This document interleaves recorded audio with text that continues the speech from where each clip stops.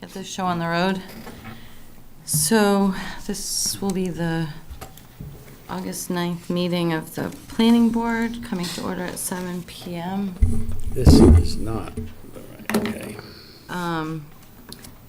Pursuant to Chapter 20 of the Acts of 2021, this meeting will be conducted in person and via remote as a courtesy in accordance with applicable law. Please note that while an option for remote attendance is being provided as a courtesy, the meeting will not be suspended or terminated if technological problems interrupt the broadcast unless required by law. First on the agenda tonight is public input session. Mike Walsh has joined us. Mike Walsh has joined us. So Mike Walsh is remoting in Yes. on Zoom, and the rest of us are all present. Is there anyone who'd like to speak in the public input session? Seeing none, and nobody on Zoom, Evan? No one indicating they want to speak. Okay. We'll advance to administrative review. DPW is requesting to utilize traffic mitigation funds for Drum Hill.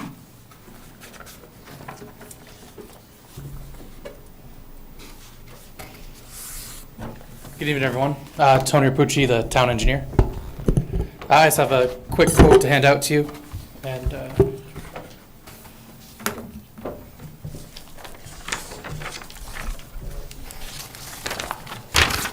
Thank you. Thanks. Thank you.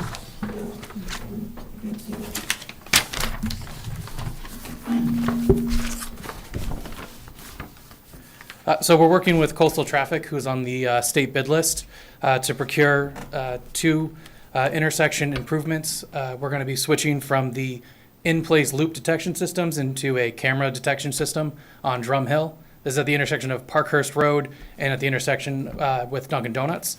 The quote in front of you is from last year. They've confirmed that they are going to keep the same price. Last week they didn't send me a new one. Unfortunately, they did not include the $1,500 for the 10-year maintenance.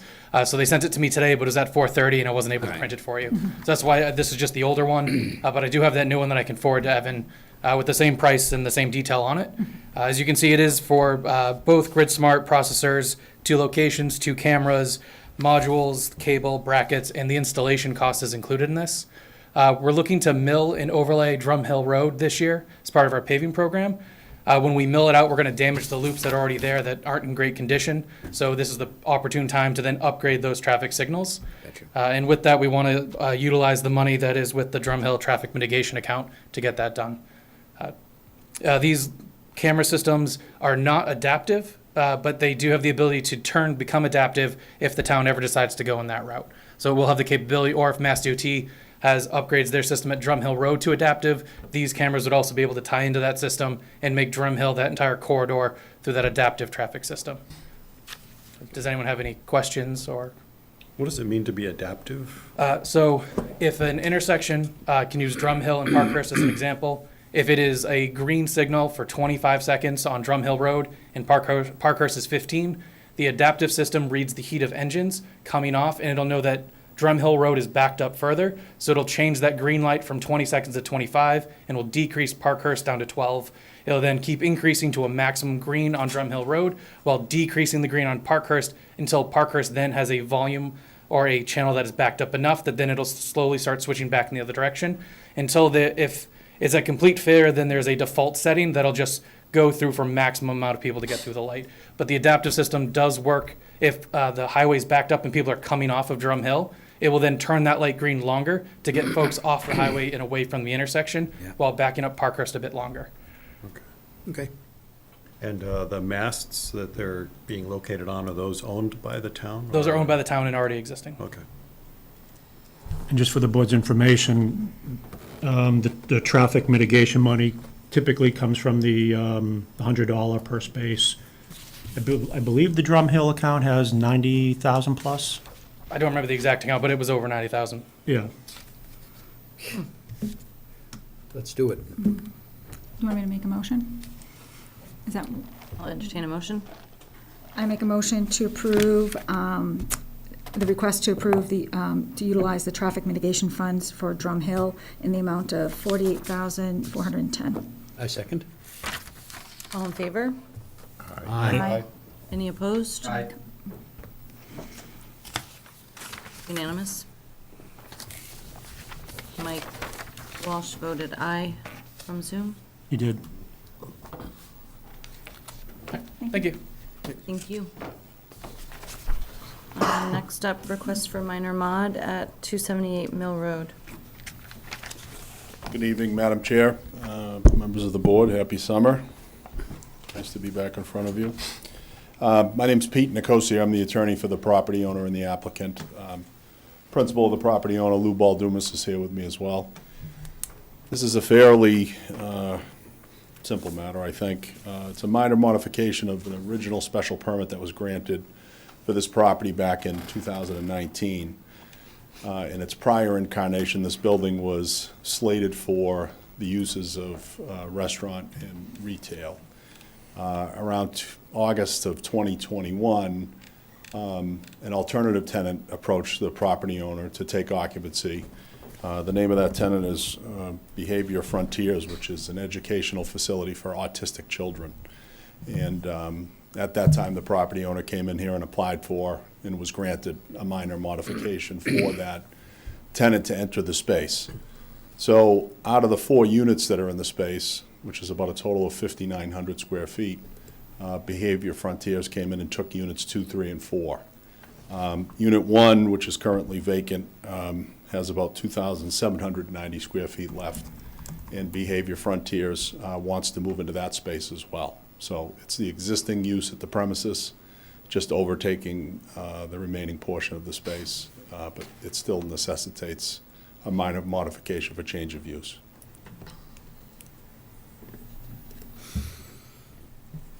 So nothing else changes, the parking or Nothing. anything? What was the original relief sought, the original special permit? What was that for? Restaurant and retail. It was permitted under the COID. 129 Business Amenity Overlay District with COID. It was one of the first projects that came in, received approval for retail and restaurant. And then back in, as the attorney mentioned, back in August 25th of 2021, the first modification was applied for as described to eliminate retail, Right. backfill it with the Educational. use. And now tonight, they're seeking to exchange the previously approved restaurant tenant space for the expansion of the educational use. There's been such a demand for that type of student body, for the autistic kids, that just makes sense to expand in the present location. The demand's there. Continue to provide a valuable service for the residents of Chelmsford. I have a Evan- question that doesn't have to do with the permit or the minor mod, but presumably a restaurant use would have a higher water and sewer use than a school use? Likely. So then would some of the excess water sewer go into the available? No, because it's not never been used. I don't think they I can see. transfer it. There's- I see, There's right, no credit to give. I see. Okay. I'll give you a motion if you want it. I still have a few Oh, questions. go ahead. Continuing on Joel's question, what actual relief, though, was granted or sought through that original COID? I don't recall. I can bring it up. You mean the 2019? Yeah. It does not appear as though there were any deviations from parking ratio or landscaping. It looks as though it was just the use. Just the, Building is compliant. Side and rear lot lines, here it is. Side and rear lot lines required a special permit. 5 feet is required. They are at 5 feet. I'm sorry, 5 feet's required and they were at a 5.1. It doesn't look like there was any major relief needed for this project. In the future, if things ever change with this property, would that COA overlay applicability still apply to the property? Are you contemplating like a total change of use, or? Well, my concern is that if you look at the original intent of COID and then look at the original proposal for this property, what we now have is something very, very different. Well, this is why I brought it back to the board in 2021. I wasn't going to administratively make that determination, particularly based upon what you're indicating. And I'm not saying it was different back in 2021, But any change of use then going forward would require Well, it to I come think back what you're, before I the think what you're board, getting at, right? the only reason this building exists is because of the 129 overlay. yes. Correct. And I'm concerned that if there's any special provisions attached to that property because of that, going forward, it's a use and a structure that's not at all applicable anymore. So is it a possibility to remove the applicability? Yeah, I think at this point, I mean, this is a new new territory for Bayard and Seoid. I would say they're essentially, if the board approves this tonight, they're essentially abandoning their original retail restaurant. They'd have to come back to the board for another change of use. Right. We would expect that if there were a change of use, we would be back here for a further modification. Furthermore, if you were going to be an educational institute coming to the board in 2019, you wouldn't have needed to utilize COID, correct? Couldn't you do that under the underlying zoning? Correct. They didn't even really get anything by using the COID, other than a use that they're not using. I agree. This particular educational use happens to be a good fit for the approved project, as opposed to light manufacturing Right. or an office use, or some of the other uses that are on 129. But it's not like we have to worry about them getting something. I mean, I think if anything, they're only understand your likely, question, I guess. they're likely giving things up rather Yeah. than the town giving things away. yeah. I mean, the only downside is, the part of the 129 strategy, this, at the time, there seemed to be a market for retail and restaurants. Unfortunately, that doesn't appear to have worked out. Number 7 on that just says, the parking is in the front of the building. This requires a special permit. Correct, right. But there's no evidence of any major, for example, like the parking ratios, the location of parking, the landscaping. None of the requirements of the site plan are affected by this change of use. Okay. I also do have a concern about the actual use.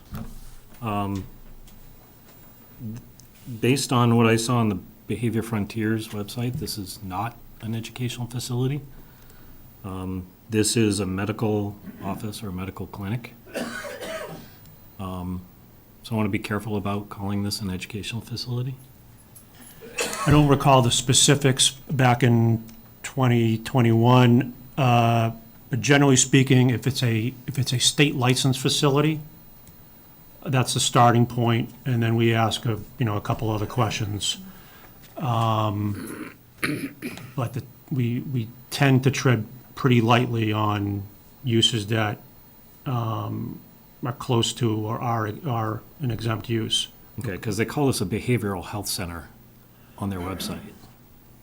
So, Yeah, I mean, and if you look at the use table, I mean, you can probably make an argument that it fits somewhere into a permitted use. Okay. But I don't remember the specific details. And again, the use is obviously already on site, so it's really just expanding the footprint, so. I mean, it may be a iteration of a daycare with specialty training on site. So I think it's close to, if it's not illegally exempt use, it's pretty close. Okay. I just wanted to be making sure that whatever we decide here is not going to impact something in the future in case that facility does move out and something else wants to move in. In which case, any further use, if it was a change of Gonna come use, back would to come us back to anyway. us. So then we would have the I opportunity get to the discuss use this again. perspective, but if they were granted any special conditions in the Right. building itself, in the facility, Is what we Yeah, just it looks determined. like Right. just the Yeah, that's parking. fine. Perfect. And where the parking and the driveway were, Yeah. as far as I can tell. It just Yeah. looks like the driveway was too close in the parking. Like to take a motion? I would move that we grant the request for minor modification for 278 Mill Road as expressed and described to us. I'll second. All in favor? Aye. Aye. Aye. Okay, that's unanimous, including Mike from the Zoom room. We appreciate your time. Have a nice weekend. Thank you, you too. All right, moving ahead, endorsement of the final plans for 25 Wellman, Lighthouse School. Anything to do So this there? is just part of your decision procedure, where one of your boilerplate conditions requires endorsement of final plans. So the intent of this is for the plan of record to incorporate all of the revisions that either the board required or technical review is required. We have started a new procedure related to this. Years past, we simply asked DPW to provide a review and letter to the board. We are now asking the same of any technical reviewer who made a comment. So in this particular case, DPW and fire. And so you have clean letters in the sense that they have reviewed the final plans. Good. They're recommending endorsement. Thank you. So I will request a motion. I would move that we endorse the final plans for 25 Wellman Ave. I'll second. All in favor? Aye. Aye. Aye. Aye, unanimous, including Mike.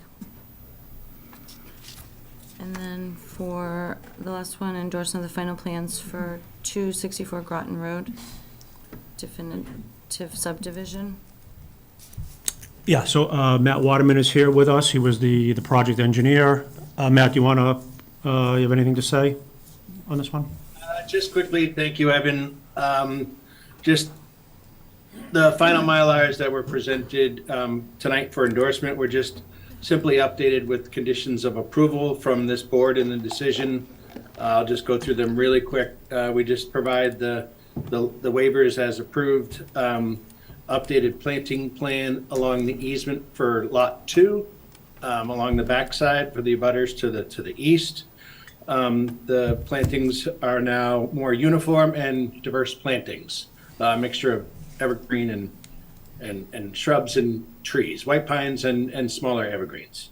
And then we modified the size of the cul-de-sac to afford more room and pull that building to the west slightly, so that we could beef up that planting plan and enhance that planting plan. And then lastly, we got street name approval from E911 and the fire chief. And the that's- curbs, Curbing. curbs to the Granite T? curbing.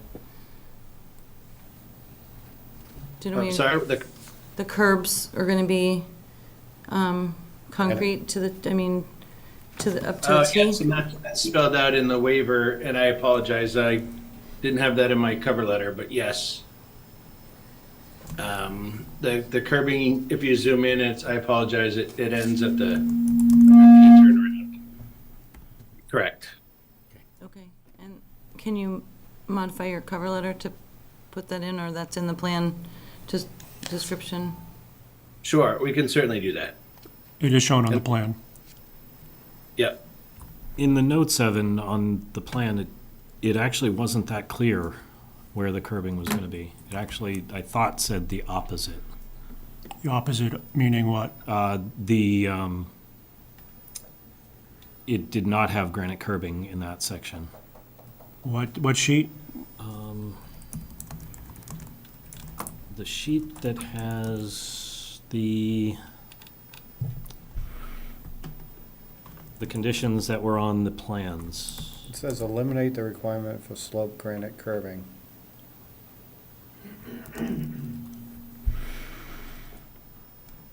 Matt, do you know what sheet the granite curbing would be noted on?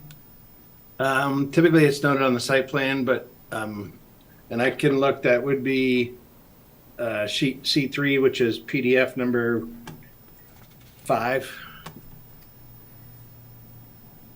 But I did check the cover sheet, and the cover sheet includes the waiver with a very specific requirement for the granite curbing installed up to station 2 plus 50, which is the T turnaround in parentheses. And that's on the cover sheet. Yeah. So what I'm seeing on page 1 On the Mylar, shows waiver.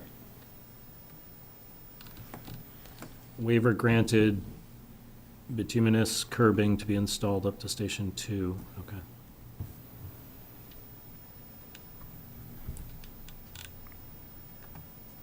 I'm just trying to look at these plans, see where the note is.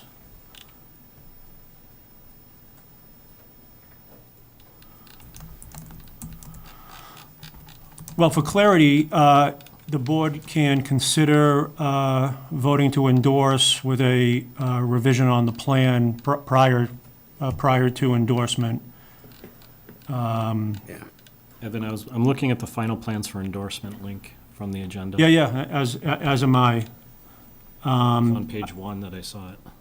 Page 1. Yeah, I'm not sure what page 1 is, but I can, I think it should be sheet C3.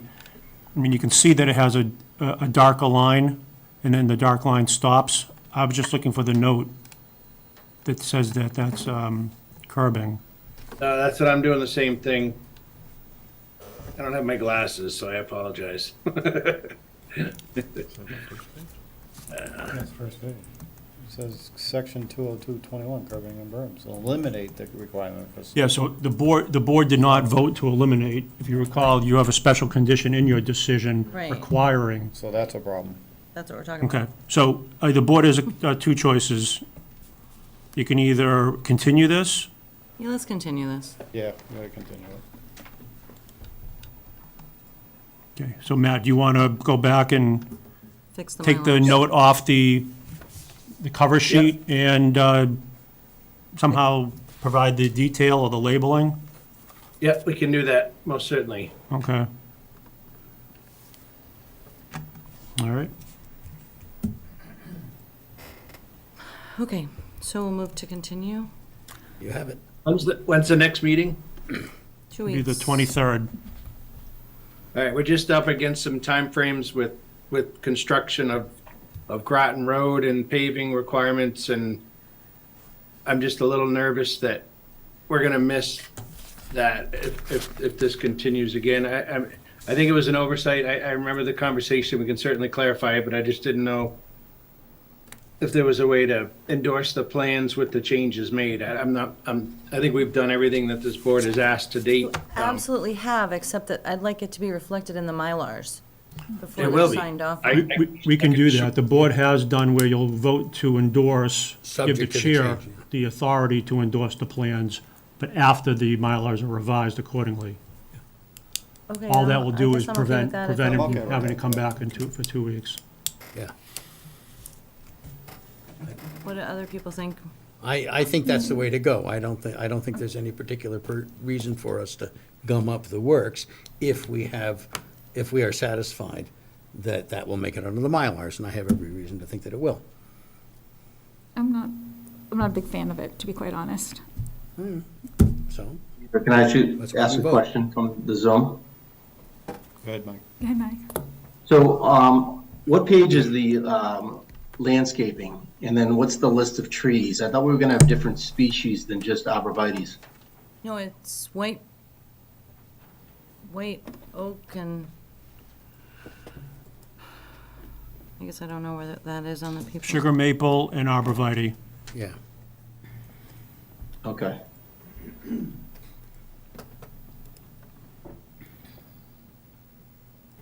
And I think actually the shade trees along the road are sugar maples. I think it was crab apples along the easement line.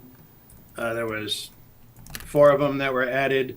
We filled in the gap with the evergreen trees. There was previously a gap where the house kind of came close to the easement. We filled in that gap with evergreen trees, arborvitaes, and then we put a row or 4 crab apples that kind of sit behind the evergreens to kind of give a little taller growth behind the evergreens and some diversity. We were trying to find a tree that didn't grow to be 60 feet tall just with the proximity to the house. So we were trying to pick a tree that was 25 to 30 feet tall. Okay. And then you mentioned the paving of Groton Road. So what's the schedule for that?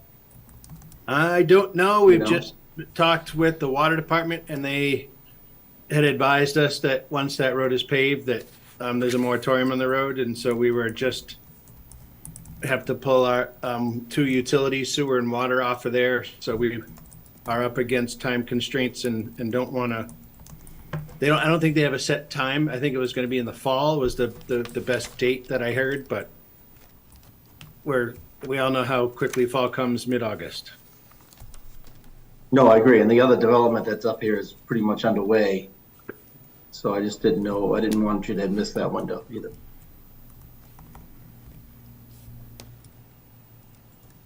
So, And sorry. make sure that the Mylars have not only a note, but we'll clarify any details. We'll make sure that there's no typographical errors with berm or asphalt curbing or any of the sorts.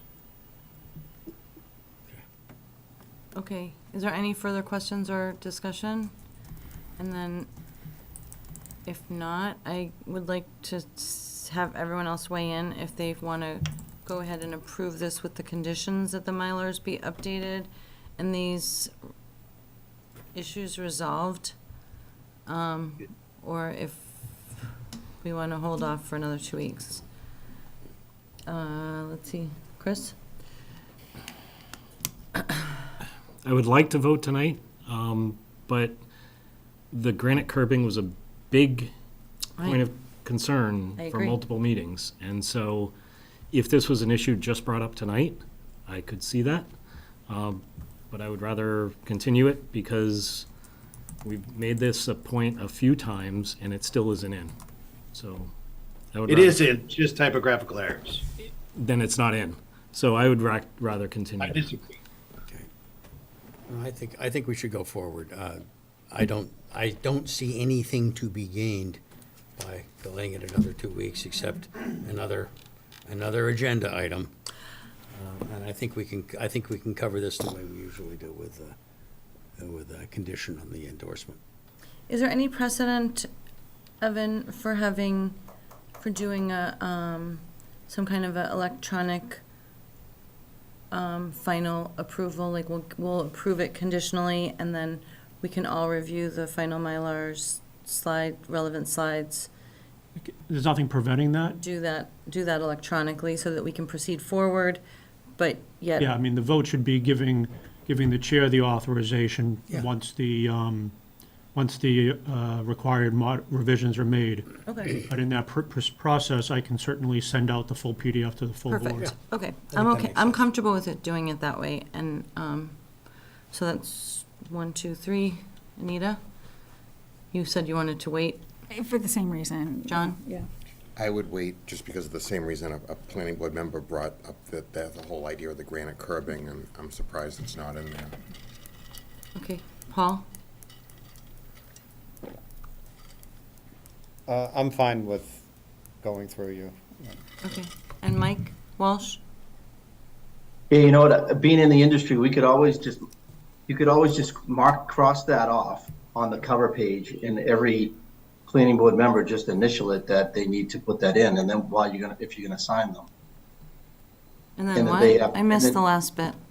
You can cross out that whole section right on the Mylar, and then sign that they need to update that section to include the curbing, right on the Mylar. So Okay. I'm okay with approving it tonight, move Okay. forward if that's the only issue we have. Okay, and then how does the updated part, that is its own Mylar subsequent to No, this? If they want to move forward with the building department, that's going to be marked up with your signature on it, that is not acceptable. And Matt is going to have to come back to get the signature again from the board. Okay, Either at the next meeting but at least they can move forward with awarding their contracts to their contractors and get things lined up. I see. Yeah. Okay, that So- works for me. So how do we make a motion for that? Well, I think. I think the simplest motion is a motion to require revised plans with the required revision, and then the chair can endorse the plans. This wouldn't come back to the board, so Matt's likely going to turn this around within the next 7 to 10 days. And then offline, I will ask you to come in, send the PDFs to the entire board. Okay, That way everyone can verify. okay. And then how do we do what Mike said about the X and? I don't think we need to do that. The only reason we'd be doing that is if Matt said, we need to contract within the next week. Well, it's documenting the contingency. Yeah, I like that. Yeah, we Can get do to the that? same place with both options. Yeah, you're gonna get it. Mike Walsh's recommendation just expedites it to the maximum extent. But you don't think that's necessary? I just didn't know if Matt, are you going to be trying to pull a building permit within the next 2 weeks?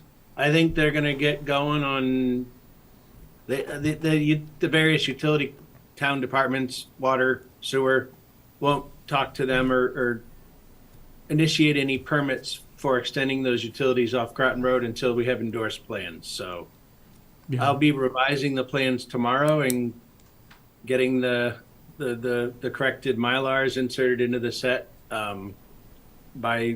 hopefully by the end of the day tomorrow, if not Friday. Yeah, so by early next week at the latest, Yeah. you'll be Okay, able to endorse That's the fine. plan. And we'll send them off to everybody. Yep. So just as a contingency, what happens if there's something in there that isn't to our satisfaction again? Then we won't send the Mylar. She uses her judgment to not sign it. So in this particular case, let's just assume this wasn't caught tonight. Because your decision has a special condition requiring the curbing, Decision rules. then let's assume the Mylar was endorsed and it was incorrect. They went out and built. Worst case is, at final inspection, I would have identified the lack of curbing. It's still required. Okay. And they have a choice of either installing it or coming back to the board at the 11th hour asking for a modification. But when there's a discrepancy between your decision that contains special conditions and an endorsed plan, I'm always going to go with the special conditions. Okay. Got it. All right, so, So- someone want to make a motion? So can what do one for exactly, you if you can we like. just? Yeah, it'd be a motion to authorize the chair to endorse revised plans upon verification that the special condition related to the curbing is incorporated. What he said. So we're authorized, just hold on. I make a motion to authorize the chair To endorse the revised plans to endorse the revised plan that incorporate the special condition related to curbing. that incorporate the special condition related to the curbing. Do we have a second? Okay, all in favor? Aye. All right.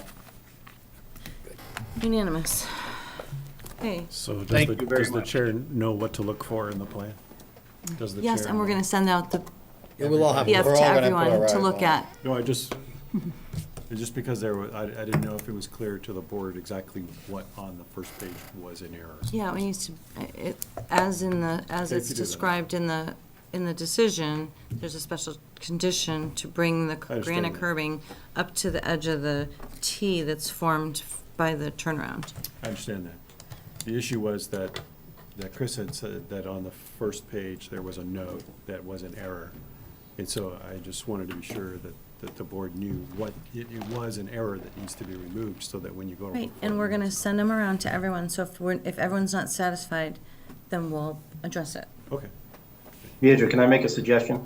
Yes. That, so on that first page, it's the last section 202-21 21. that calls out the eliminated requirement for slope curving. They should delete that, and then up in plan notes, up on probably just add it under number 8. Matt, you should explain that this project includes granite curving in Yeah, the dimensions. I'll make It should sure be that- spelled out right above that in the approved section. You know what I'm talking about on the notes? Yep, I will do that now, so add a note to the plan view, like the site plan, and I'll make sure that the detail says specifically to be installed, granite curbing to be installed from 0 to 2 plus 50, and then the bituminous detail will say 2 plus 50 to end. Yeah, and if you can put that right up in the plan notes on that first page and then eliminate that section under waivers, I think that solves the concern, might solve the concern for the board. I don't know, does that meet everybody's approval? Yep. Good. Yes. Yep, no, I appreciate it, thank you. That's what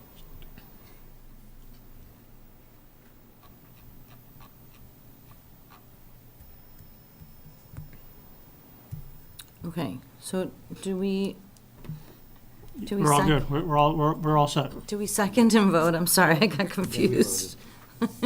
Okay, no public hearings. Next up, we have MBTA zoning.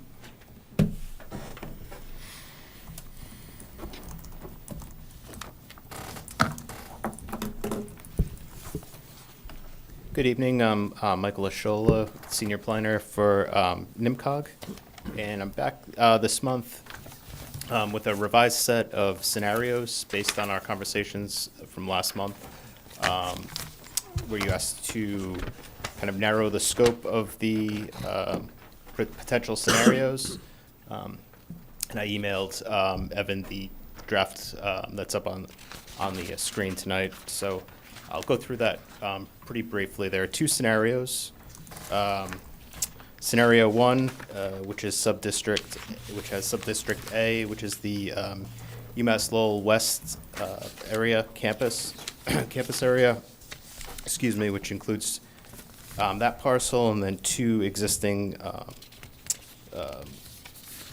condominium developments.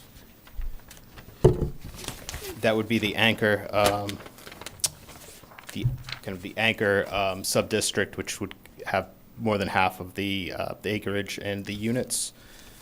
Sub-district B, which was a combination of the parcels on Meeting House Road and combined with the vacant Radisson Hotel. And then Sub-district C, which was a new district based on our conversations from the last meeting with the Davis Company properties up on River Neck Road. And then scenario 2, which was the 4 parcels that made up the UPS area. And going through, both scenarios meet the requirements for acreage, density, and units. The first scenario is slightly over by about 100 or so units. I would seek guidance from EOHLC as far as reducing the number down to the minimum number that is required. There's a way if one of the sub-districts ends up over, that it could be scaled back, but I do need to get the details around that. Can I just ask a question? Evan, on the UMass West site, have they started construction already? Is that already under? No. No, they are still in their due diligence phase. So if we change this, then they could come back and like. It's a good change- question, but the signed and recorded development agreement would prevent that, is my understanding. If you recall. Plus, at this moment, they'd be bounded by the The- by right district that we already They're created. not only bound by that, but to Anita's point, Trammell Crow, and since Trammell Crow has a permit, their permit is subject to the development agreement that the select board signed with them. And if you recall, the planning board was part of those negotiations. And that development agreement restricts the development now and into the future, if you're using that permit for what Trammell Crow presented to the town meeting. Right, right, But they can ditch that, right? They can just pull out and then do another project. I don't know if they can. I don't know if they can. Now, I guess if you're asking, Someone else could buy the property. I guess if you're asking, have they executed the permit? Right, No, like, so they- if you had, like, if they had, like, if they're already dug, they're starting to work on it, they're building it, right? They came to us, they made, they negotiated with the town, negotiated with the neighbors, and everybody's happy, and we approved it. My only concern is now that we're including this here, is if all of a sudden we give it by right, everything we negotiated with them, there's a risk that, Not. that's what I want to find, not make with sure them. there's not a We risk, can not with certainly, them. I can certainly circle with counsel on that. My understanding is that as soon as Trammell Crow executes their zoning permit, then anything that they're involved in is required to be compliant with the development agreement. But does that survive if they were to sell it? Yes, that's my Okay, understanding. so that would be my only concern, and I just wanted to bring that up. If we can maybe just Yep. confirm, if we Yep. were to include it, that it protects what we negotiated and protects what we've done already. Can we table discussion of the specific scenarios until next meeting? Because I haven't actually seen this yet, and it's not on the agenda.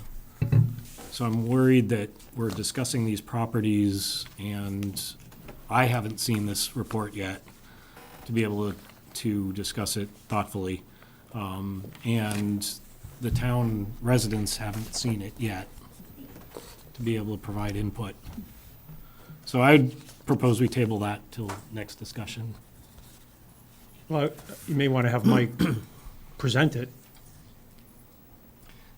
in more detail than he already has.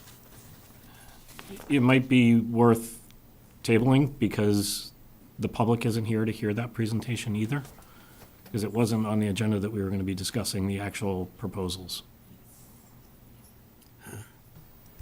I thought we asked him to come back to us with refined proposals based on our feedback last week, and we asked him if he could do it for this meeting, because we're trying to move forward with the discussions with the I get that, rest but, of the community but it's not on on the a agenda. tight. This item, discussion number one, is, I think, sufficient. But I've also not seen this yet. That's another issue, and I sympathize with you on that, so. We're not making any decisions. No, I know, but I can't even discuss it or ask Well, we're not relevant gonna questions. discuss it, we're gonna, We're gonna But listen. we are Hear it. discussing it. We just discussed it. Sorry, but Yeah, we just did. He's right. That's my point, is that I had no idea what you guys were talking about because I haven't read it yet. And so I cannot participate in question and answer on this presentation if I haven't read it yet.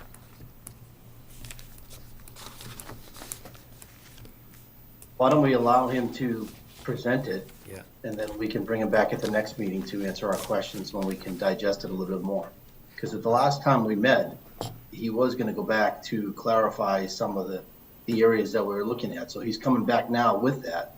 And I do understand we just received it, I actually don't even have it. But So- let's listen to him, let's just not comment on it, and then go from there in the next meeting. I would like a presentation next meeting too, because again, the public hasn't had any notice that this was going to be presented tonight. That's fine, but this isn't a public hearing. This Yeah, was all, right. this was all leading up to a September. Public uh, hearing. Discussion with the public. Presentation. I have to agree with Mike We're on trying to that. refine our thoughts so that we can have something to present to the public, Right. right? We're But not all ready these to meetings are present. public Right. meetings. They're public meetings, but this is not a But public we hearing. need to decide on the public, what we're gonna bring to the public. Yeah. I get that. I mean,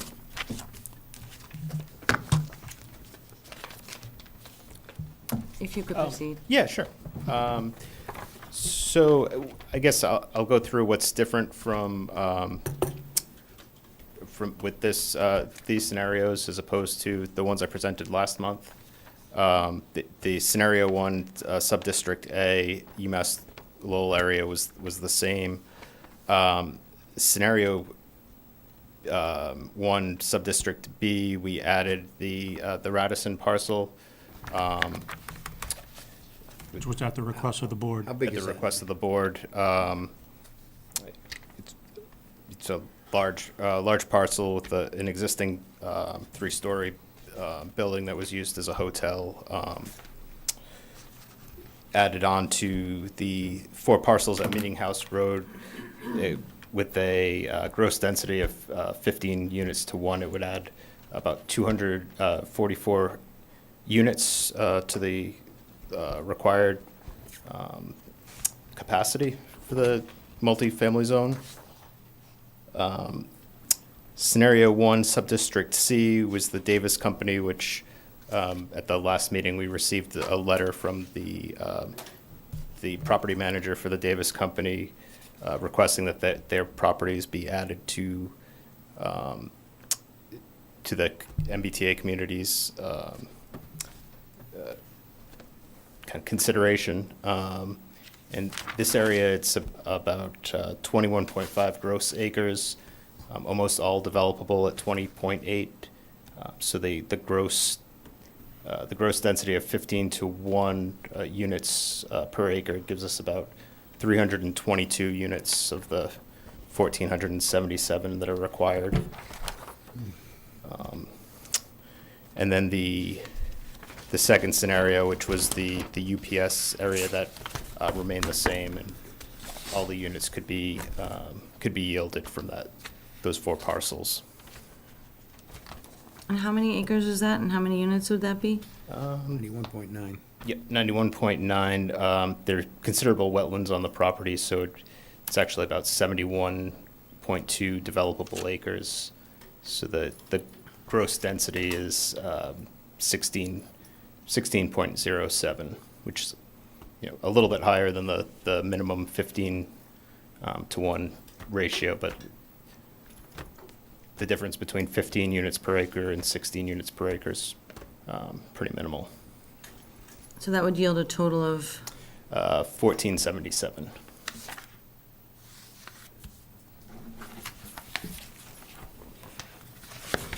I do want to say too, the Davis properties, I know there was talk about potentially where the multifamily districts are going to abut existing single-family residential districts, having kind of a staggered tier approach to the building heights. Mm-hmm. So I modeled the entire property at 2 stories. So there would be that area.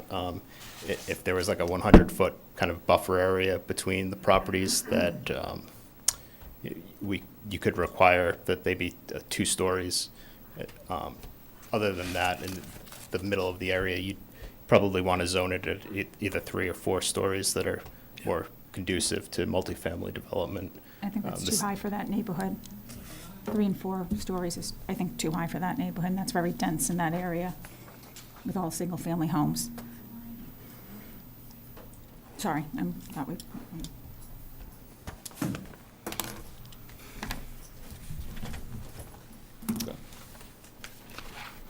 so you're saying that you made the presumption to get to the 322 units of 15 to 1 gross density on the 21 acre, or the 20.8 buildable acres, but you cited it with smaller buildings at the periphery closer to the... I did it for the whole parcel, but I think there would be pushback from the state in a multifamily zone if you were to have restrictions that are more stringent than in a single family as far as height requirements. And it But wouldn't- now they can come wouldn't The in. model doesn't allow you to model one site with a tiered approach. I see. So so you did it, you modeled it in the most conservative manner, assuming the entire site was capped at 2 stories. I see. But they can come in. This is not a public hearing. They can come in now and do it though, right? Like they can, like right now they're zoned for multifamily They can come in via, special permit. yes, Right, and just go through the whole building process versus this would be by right? by right, okay. But there could be a site plan review. Yeah, of course. So you would have jurisdiction over the site. Thank you. Okay. You want to review your supplemental memo? Sure. So Evan had emailed earlier after, or in follow-up from our last meeting, and had some great questions about specifically the missing middle and how we can be more prescriptive in zoning to require that kind of design for the sites. And it is, you are allowed to, if you define the types and styles of the buildings, you are able to require or guide development in that direction. It's almost like a form-based code, which a lot of more urban communities would use in defining an urban setting. But it could definitely be used here with sites, kind of more site-specific layouts and configurations. So that is permissible within the MBTA by right? Yep, yeah, it would be through your site plan control, which seems, from day one, seems to be an important tool that you want to utilize, so. All right, so wait a minute, I'm a little confused. Because on the River Neck Road one, we just said that would be difficult to do height. Right, but there's a workaround. Okay, So let's assume the consensus for Riverneck was a certain type within that missing middle. You remember the diagram of the different housing types? And let's assume the consensus was that we wanted to pick a housing type that was, 8 units per building. And it was not a townhouse, but it was like quads. I forget the names that they were using in the missing middle. okay, So the zoning bylaw wouldn't restrict no more than 2 stories, but it would use some sort of form-based zoning to graphically and narratively prescribe the Style. the bulk, the style, the height, the massing, but it wouldn't use restrictions no more than 2 stories. So there's ways to do that. You just have to be more creative with graphics and narrative. okay. So because we Develop couldn't visualization. restrict a single family to 2 stories, so we wouldn't want to restrict these to 2 stories. Is that kind of the theory? Yeah. that- Yeah, I mean, what would Mike push is back saying on. today shouldn't surprise anyone. The state is not going to favorably view zoning bylaws that place what they consider unreasonable restrictions on by right multifamily development.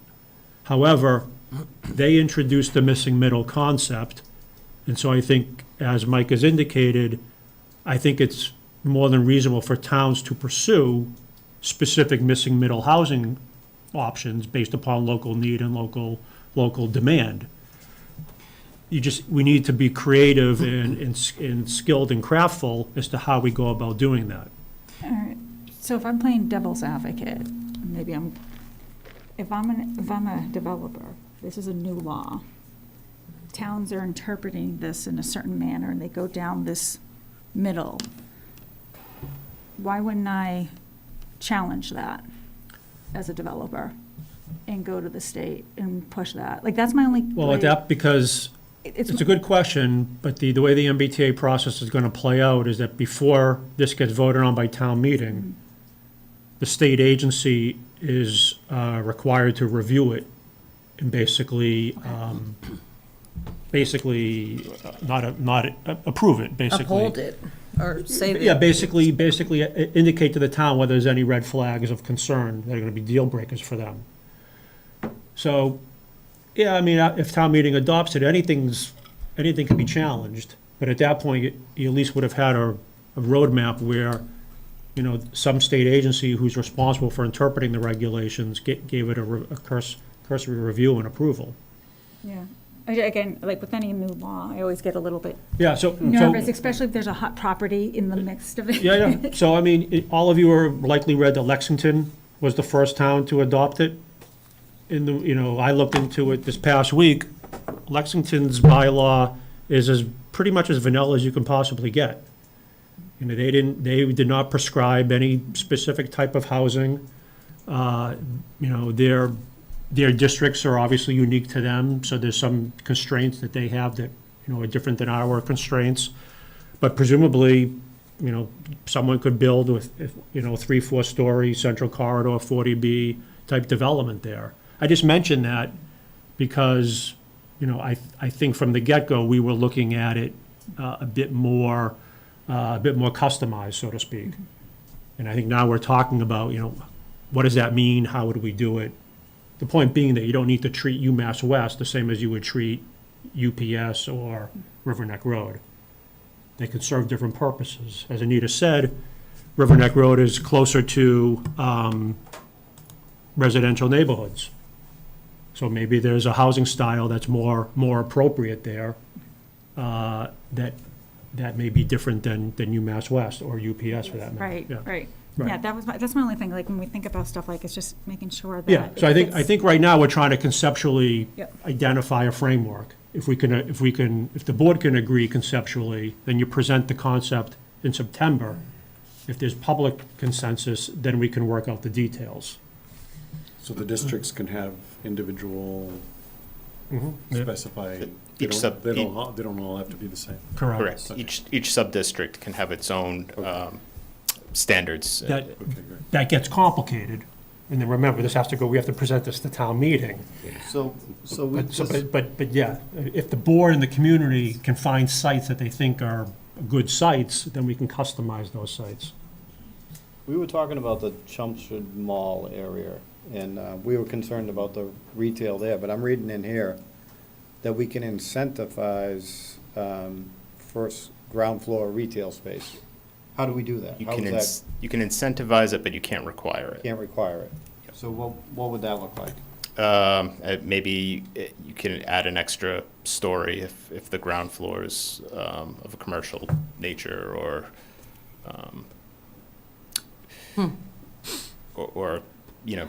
different dimensional standards. You could maybe reduce setback or lot coverage or something along those lines. Is that something Lexington did, or? I don't recall. I don't believe so. I think Lexington, a lot of the parcels that they selected were a lot. I think there were a lot more parcels that were a lot smaller. So I think the development's going to be shaped more by the parcels in the existing neighborhood. I've got a question about the overlay versus by right. Is it possible that we set up these overlay districts and a developer comes in and builds based on the underlying zoning and then completely messes up our calculations and formulations because that can no longer be considered an MBTA space? It would still have you're zoning for capacity, not actual production. So if that were to happen, you wouldn't be penalized as a town. But if we wanted to actually incentivize the zone that we're building in this overlay, can we instead make it an actual zone instead of an overlay? You can't. Yeah, you can do it as a base layer. Okay. It does get a little complicated, especially if where you don't want to make all the properties in that zone non-conforming based on the standards so I as a zoning administrator, I would prefer as a base zone, given this given kind of the program that we're trying to implement. I think it would be very difficult to do it as a base. But in the Riverneck area, for example, if you look at the zoning conflicts in addition to the MBTA zoning, the recommendation is to change the Riverneck area to residential, and then add, if we have this overlay on top of that, it kind of makes a little bit more sense in that area where we would maybe want to change that property underlying zoning to the MBTA zone if the rest of the area is also residential. Yeah, that would make sense in Okay. that area, or changing the underlying and then putting the overlay, yeah. And maybe in another area, I haven't looked at these, but if the surrounding areas are also potentially part of zoning conflicts that we might end up changing, maybe it makes sense to also consider the underlying zoning change as well. Yeah, absolutely. Okay. But nothing's preventing us from doing that if we wanted to. We don't have to do it as an overlay. Correct. Okay. It might make the process more onerous in terms of coming before town meeting and having such a patchwork. Mm-hmm. But it may make May things not. clearer in the future. Yeah, right, true. And prevent future issues. It provides a level of predictability. If it's an underlying zoning as opposed to an If overlay. you would Yeah. take Riverneck Road, it's currently IA, and you would rezone it to MBTA District 2. By right multifamily as defined. So it provides predictability, and then back to Anita's point and Paul's point, it provides incentive for a developer, a property owner, an investor to build what the town wants. Right. By right. And then, to Chris's point, I think last meeting, it doesn't eliminate grandfathering.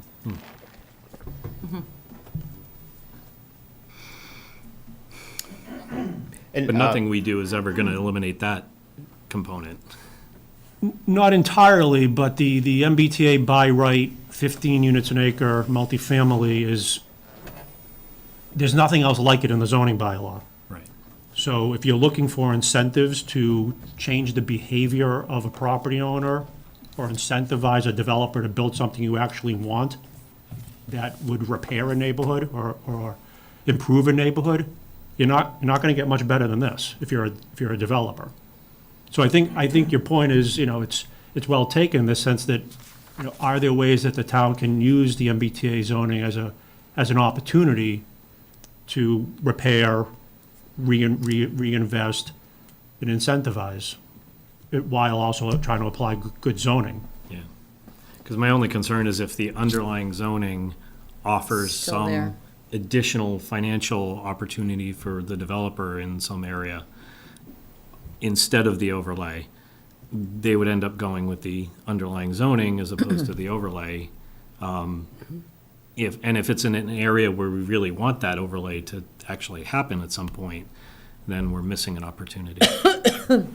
Yeah, exactly. Okay. All right, so there were a couple other questions on this? Yeah, I think we've answered the first two. The other question really related to requiring inclusive, a 20% inclusive zoning. The state would allow up to 10%, and then between 10 and 20%, it would be EOHLC's determination based on a required economic feasibility analysis that would take into consideration the demand for affordable housing, and if the demand outweighed or passed the five-prong test that EOHLC's requiring, then it would be allowed up to 20%. So you're saying that the state would allow us to require no more than 10%, or the state would? The state would allow you to require 10% without any other documentation, and then up to 20% unless it was a 40R district. Okay. When in the process would the board need to make a determination if it wanted to go above 10%? I would say the earlier the better, because the EFA would have to be performed and submitted as part of the compliance review.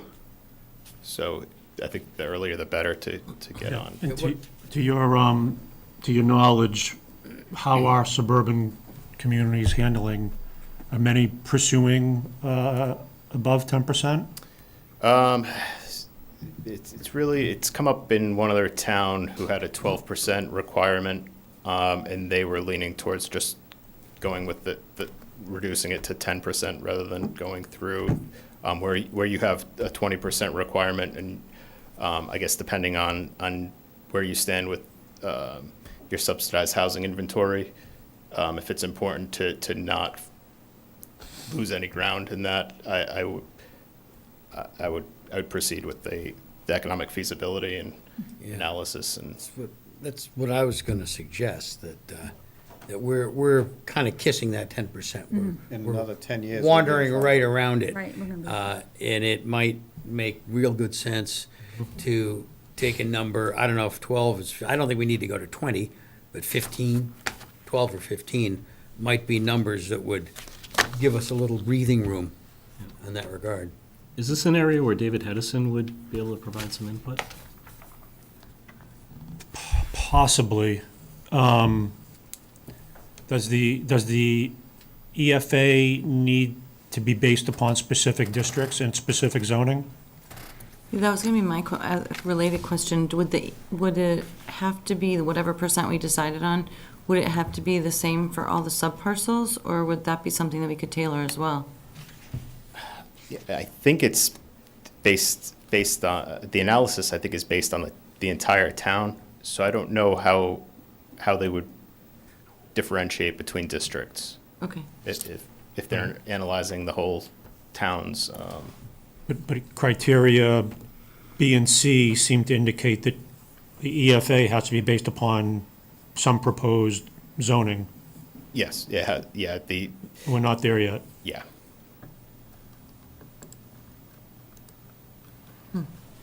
And the timeline doesn't really have us there until after September. Maybe it's October, November, Yeah. right? And I thought that timeline was really tight already. Well, I mean, I think the board wanted to target April town meeting. Yeah, no, I know. I'm just, when you back it out from April, it brings you back to August. Can you but maybe it's go still- back and talk that out with Jenny and Yeah. Kelly? Yep. Okay. But I think what you're hearing is the board seems to be leaning towards doing an EFA? Yeah. Okay.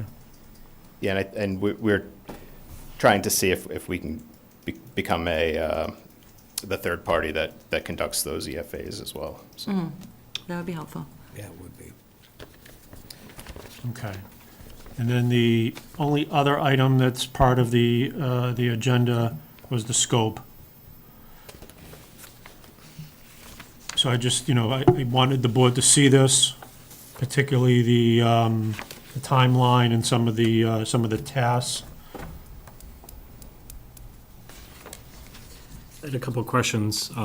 Task 2, obviously you presented us 2 scenarios, 2 overlay districts. And task 2 says up to 2. Is there a potential for more, or depending on how the discussion goes, or would you recommend sticking with 2? I would stick to 2. If there was, if there was a sub-district that was presented in the last one that you wanted to substitute in, into that first scenario, that might be doable. Yeah, but it'd be nice to get as narrowed down as we can, so we can start doing the visualizations and dimensional standards with, starting probably tomorrow. So, I mean, I personally, for instance, I don't know if I gave it the wrong impression or if that was other people who had a different impression and requested it, but I didn't imagine the Meeting House Road parcel being as part of this. I actually like the development project as the most recent one that was presented to us, which is not, multifamily by right. It's something else. But anyway, like if we took the Meeting House, just for instance, if we took the Meeting House Road bit out and left just the Radisson in, first of all, is that enough acreage to make that a subparcel? That's scenario A. It's nine acres. Is it 9 acres?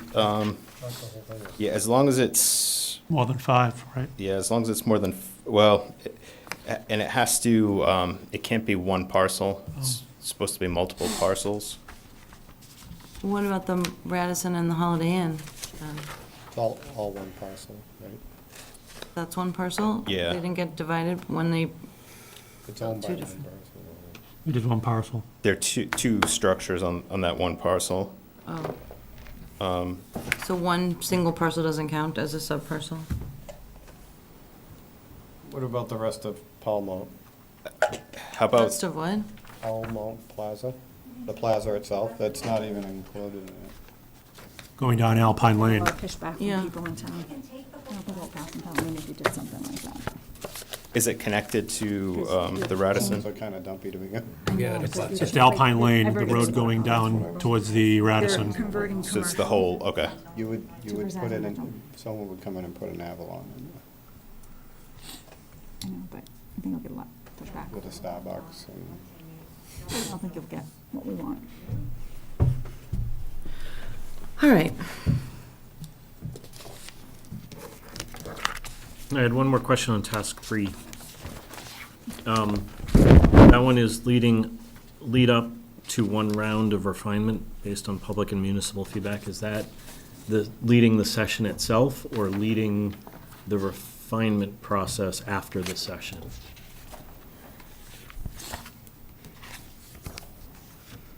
So I'm just wondering, we may need more than one feedback session to give people a chance to participate, if people can't make one night.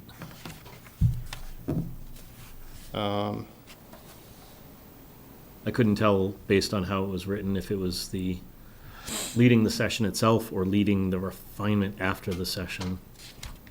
Yeah, I think that's just the revisions.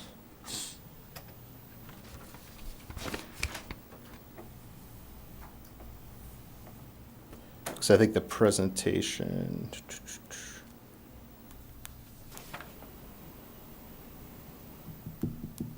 Yeah, it looks like that's just the revisions to the district boundaries. Okay, so is there something in there about leading the session or the presentations? Yeah, I that's. saw something in there about designing the slides and preparing the slides, but I wasn't sure who was gonna be leading and facilitating the sessions. Yeah, I think task 03, we're actually not scoped for me to be at this meeting tonight, but, I thought it would probably be best to do it off the books and try to keep going forward. But I think 03 covers the presentation. Okay, so the actual giving of the presentation, not just delivery of the slides? Yeah. Okay.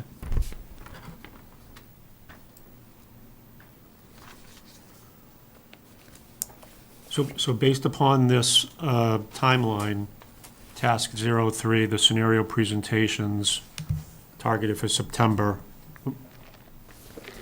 are we on task for that, or are we kind of a month behind? I think we're close. I think if we had we got it down to 2 solid scenarios tonight, we could probably make it work. So what does the board want to do? We began tonight, Chris's comments, we kind of had some discussion, but there does not appear to be any clear agreement on scenarios at this point. And when you say scenarios, you're referring to not only the districts, but what level of customization? Yeah, so there were two scenarios. One of the scenarios, the scenario 2 was just one district. Scenario 1 had 3 sub-districts to it. But your next task is to draft dimensional standards in concept districts. Yep. Correct me if I'm wrong, but you don't have enough information from the board to draft dimensional standards, do you? From the last 2 meetings, I think we've kind of gone over what we saw for those sub-districts, design-wise, especially the River Neck Road.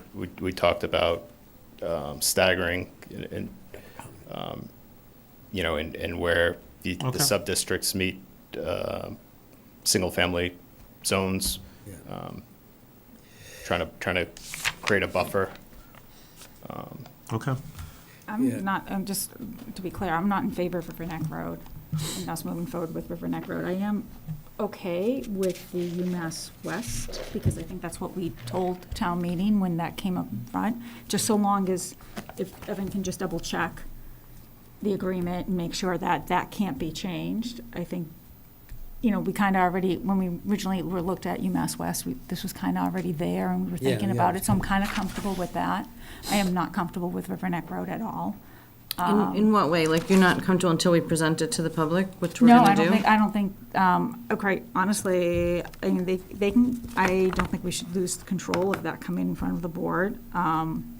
It would still be subject to site plan review. I get that, but I think they can come to the board right now and present a multifamily and go through the process, and we can work out a deal. I also don't think there's a lot of appetite in this town. I've spoken to quite a lot of people about this MBTA. I think it's going to be a hard sell.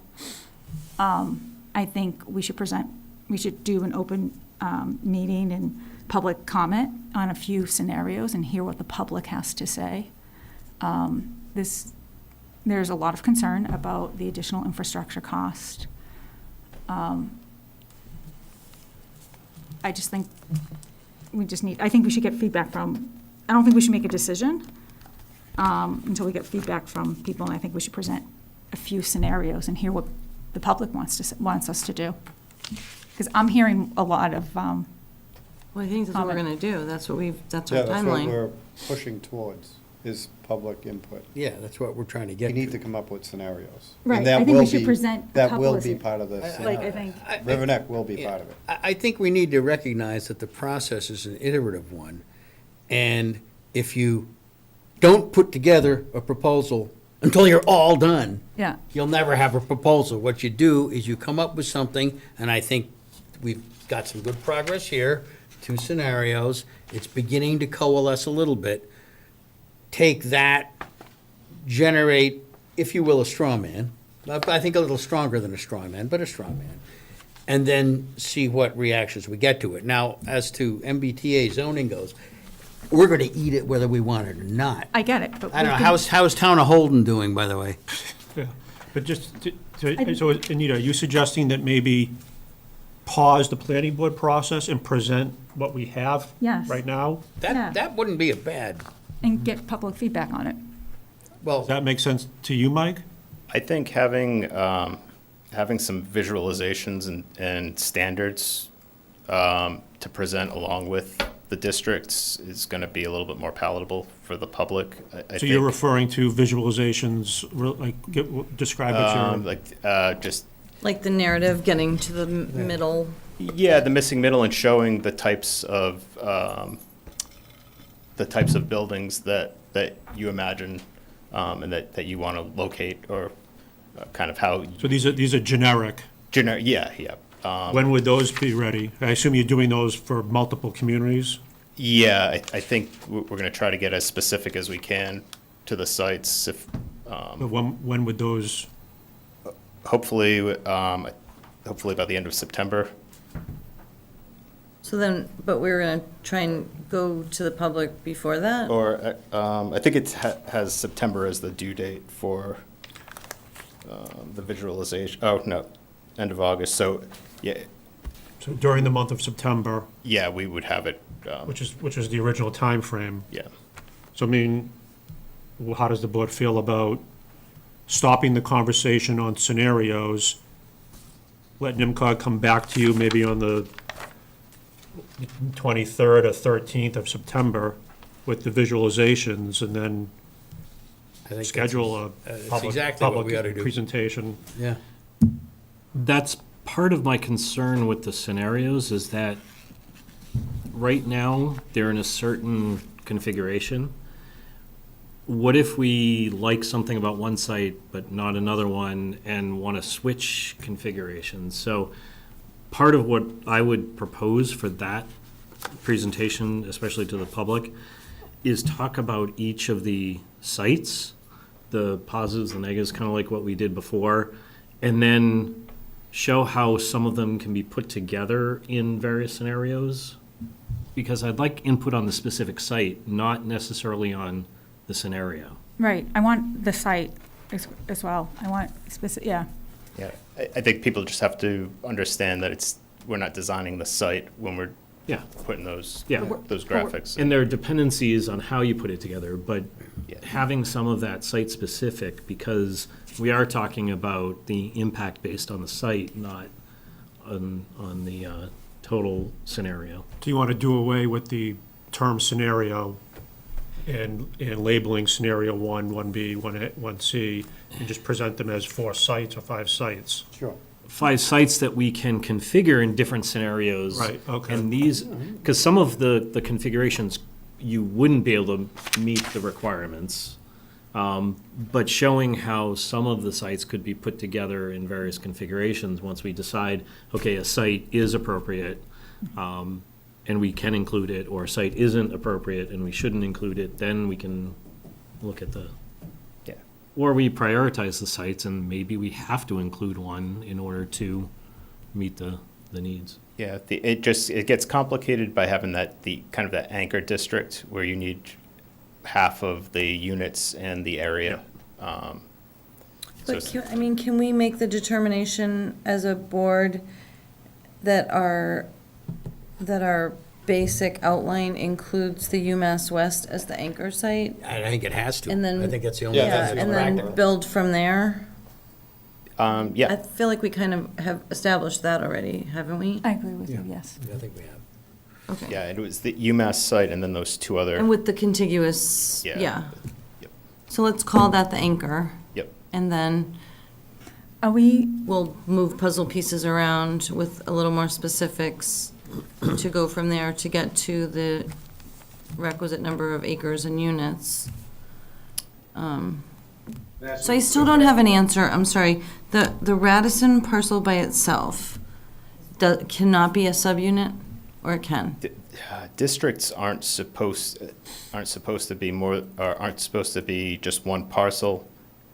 Where it's a sub-district, I'll have to check with the office, the EOHLC, and see if a sub-district can be just one parcel. Okay, if you would do that, that'd be great. Yeah. yeah, because I would have the same concern about that as well. I think Mike had something. Sorry, Mike. No, I'm all set. No, Mike, The other on one. my other mic. Sorry, Mike. Yeah, the mic. I wanted to, there's a lot of mics tonight. I wanted to just ask the question, what happens if the town does not adopt the MBTA? What's the ramifications of that? You'll be back in October for a second try. No, I'm just saying, I agree with Anita. I don't think the general public is going to approve this. And I think if that's the case, we need to explain to them that this is a mandate that's coming down. And as an elected board, we're making a recommendation the best to our abilities on behalf of the town. And I think we gotta do a little bit more homework before we present it to the town. Otherwise, this is gonna be bullpen by committee, and we're not gonna get anywhere. Because they're not, all the people in favor are not gonna be coming in September. It's gonna be all the people that are against it and don't want it in their neighborhood. And we're gonna be dealing with 5 different neighborhoods here. Yeah. So that's just my concern. What is- If we don't do our pros and cons beforehand and project and allow it to go to the public, we're gonna have a hands full. I agree. I think we do need to do our homework and make sure that we're prepared with answers to questions. No, and I agree, and I think we need to tell them that this is a mandate that we have to do. Yep. Do we have the, And there's no what option funding, against how it. much funding we will lose? Because I keep hearing that we're gonna lose funding, but I haven't gotten, I don't have an understanding of what that actually means. We covered this, I don't know, a year ago at the tri-board meeting, because the question was asked, and we presented all of the eligible state grants that we applied for, as well as the ones we received. So the town, the town's a player in all of those applicable state grants. So does that mean highway funding, No, road funding, No, these are. school funding? No. The initial list was nothing that the town is entitled to. They're voluntary, optional, competitive state grants. So so it'd be helpful if, can we maybe, I don't mean to. There's also a letter from Can we, the like, Attorney do we, General like, how many to. grant, like, what dollar amount that Yeah. is? Because I know, like, there are grants at the school, like, I No, know. none of those, none of None of the those. educational grants. It's housing, economic development, infrastructure grants, So I would, So it's not like our taxes would go up? correct. But there So are you also can't say fines that. too, right? The AG issued a This is not a letter. public hearing. The AG issued a letter saying that this is a shall. And one of the towns, I don't know if it was Bolton or Marlboro, already received Bolton, wasn't Mike, do you know about, they received a letter from the, I think there's a potential lawsuit from their housing authority. Yeah. So you said the- housing infrastructure, housing development. yeah, that's the Mass Works grants, which are infrastructure-related, housing grants. The 2 big ones that the town of Chelmsford has received over the years. so can we, like, is it possible to get, like, those numbers, just so Yeah, we yeah, can yeah. tell, like, We've so when already- someone goes. We've already what's- presented it. Like how, Yeah. How much- but- this is how but much for we got in us to 2020. present to the public. Yeah. Oh, yeah, What's yeah, it yeah. been what was it last year? What was it over the last 5 years? What was it over the last 10 years? Yeah, that's fine. I mean, How I does thought, that I thought the translate town. into taxes I per thought the town, household meaning per the 3 year? boards were kind of beyond that point. But, yeah, we'll have I that don't The think information. boards may be beyond that point, but when we go to town meeting, the town ain't beyond that Or Or point. no, We no, need but to even tell them. people who come and ask me Right, that, right. We they need go, to be able how to much answer is it. it? And We I, didn't to be get quite anything honest, in don't have the answer, so. 2022. We got 0 from that. We didn't apply, yeah. Mass like- Works, we got 0. Right. Now we From go back what? to the next year. Like last year, we got a $250,000 housing choice grant. The Groton Road water main is an $860,000 Mass Works grant. So, So we're in the range of We a could million say or a two. Oh, it's year, more that than a was in million, 1 yeah. year. So that divided by however many households is how much to the average tax bill yeah, you could do that it. year, You could do it and any way maybe you over want. 5 You years. could do it or- any way you want, yeah. But we're also talking about lawsuits too, Yeah. because Yeah. Holden is Holden, being okay. sued by, The ro- They're gonna lose. So we got 680,000 in 2021 for Groton Road. The role of the planning Water main. board, you guys, it's your job, and as Mike said, your job is to bring something to town meeting. Personally, I think your job is to own it and take ownership of it and advocate and, Right. But if you But don't, we're you know what the- saying that we need, Yeah, but we not need that, information to be able to tell Sure, yeah, no, we'll what's the provide- or. we'll give you, and we'll have counsel, we can have counsel at the No, no, but presentation if you and, can, you just like rattled off a whole bunch of stuff, like in dollar amounts, and I'm sorry, I didn't write it all down. Could you please just put it in an email, just so I have it? Yeah, So absolutely. when people, and it's not just like here, but when someone comes up to me and starts talking to me, then I can say this, I'm like, ooh, let me pull up my email and I can tell you, because I don't remember the stuff off the top of my I head. mean, the grants at this point are secondary. I get that. The real stick is town will be sued. No, that's, But Right, again, it's not sometimes, optional. but Not optional, right. having dollar amounts and numbers kind of like just Yep. resonate with people a little bit versus, Well, So Evan, quick question for you too. On notifications of a public hearing of this nature, does it just get notified to the entire town? Do they all get certification letters? I doubt that, but Yeah, there's no legal requirement. Are you referring to the public hearing or the presentations, or both? I mean, both. I'm thinking if we're going to present here, usually we Yeah. present to the So neighborhood, right? what I would Within 300 recommend is feet. for any of the districts that we identify, the general neighborhood, do it by mail. So at least those immediate abutters in the closest proximity neighborhood gets a direct mailing notifying them of presentations and hearings. And then for the general townwide, it would be, select board agendas, planning board agendas, news flashes, website. So we'd need a larger venue for this meeting. I would assume. Yeah, we would definitely do a larger venue than this one. I think we should maybe send out an email notification to the town meeting Yeah, reps. town meeting reps, Yeah, absolutely, just great to idea. make sure they're Yep. aware of this. Could we do the meeting? I really didn't like the Okay. McCarthy. I couldn't hear the speakers very well. I mean, yeah, it's I not. also Yeah, couldn't McCarthy's hear the terrible. other board members so well. I had to go back and watch all those meetings again to catch a lot of it. The PAC may be the only place.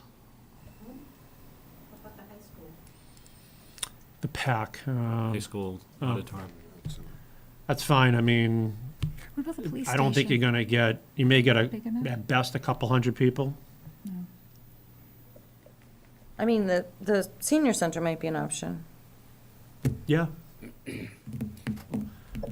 Two things. I'm just thinking about this. If we do our homework, we put a package together, a presentation, electronic, and we put it out to everybody, I think we will have less of a crowd there because we'll get the information out to everybody. Yeah.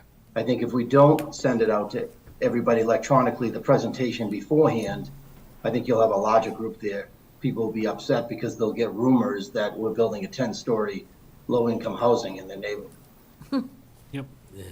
And I'm telling you, right, so I think the more information we give to the public on this, a nature of a project like this, the more organized and the more clear we are in that presentation, I think you're gonna have more people proposing it instead of being against it. And who wants to propose it? Are we going to do a group presentation? Well, it's coming from the planning board, so we're gonna have to present it with Mike from MCOG. I would say too, I think starting to, maybe even just starting a web page, a page on the website that has all the documents and has, we're in the process right now of doing an FAQ for all of our communities. So I think, a lot of those questions that people have will be there, and, they can go to the website and maybe, at their own time and find all the documentation. If you wanted to include a list of all the grant funding, I think that's a great resource to have on that site. And we can have any of the materials that we produce and the scenarios up there, so everyone's, it's transparent and all the information's available. I think it's a great idea. I have one more question. What happens if we need more time, like we're in process? So say we get to the point where we're like, okay, everybody agrees on UMass West, that's part one. So let's do that. And then we're still, I don't know, toying around with other areas. What happens then? Can we be, as a town, working toward it? What's the final deadline? We have to have everything has to be approved, but, and in place by was it December of 2024, so. So we have spring and fall. Okay, I just wanted to understand.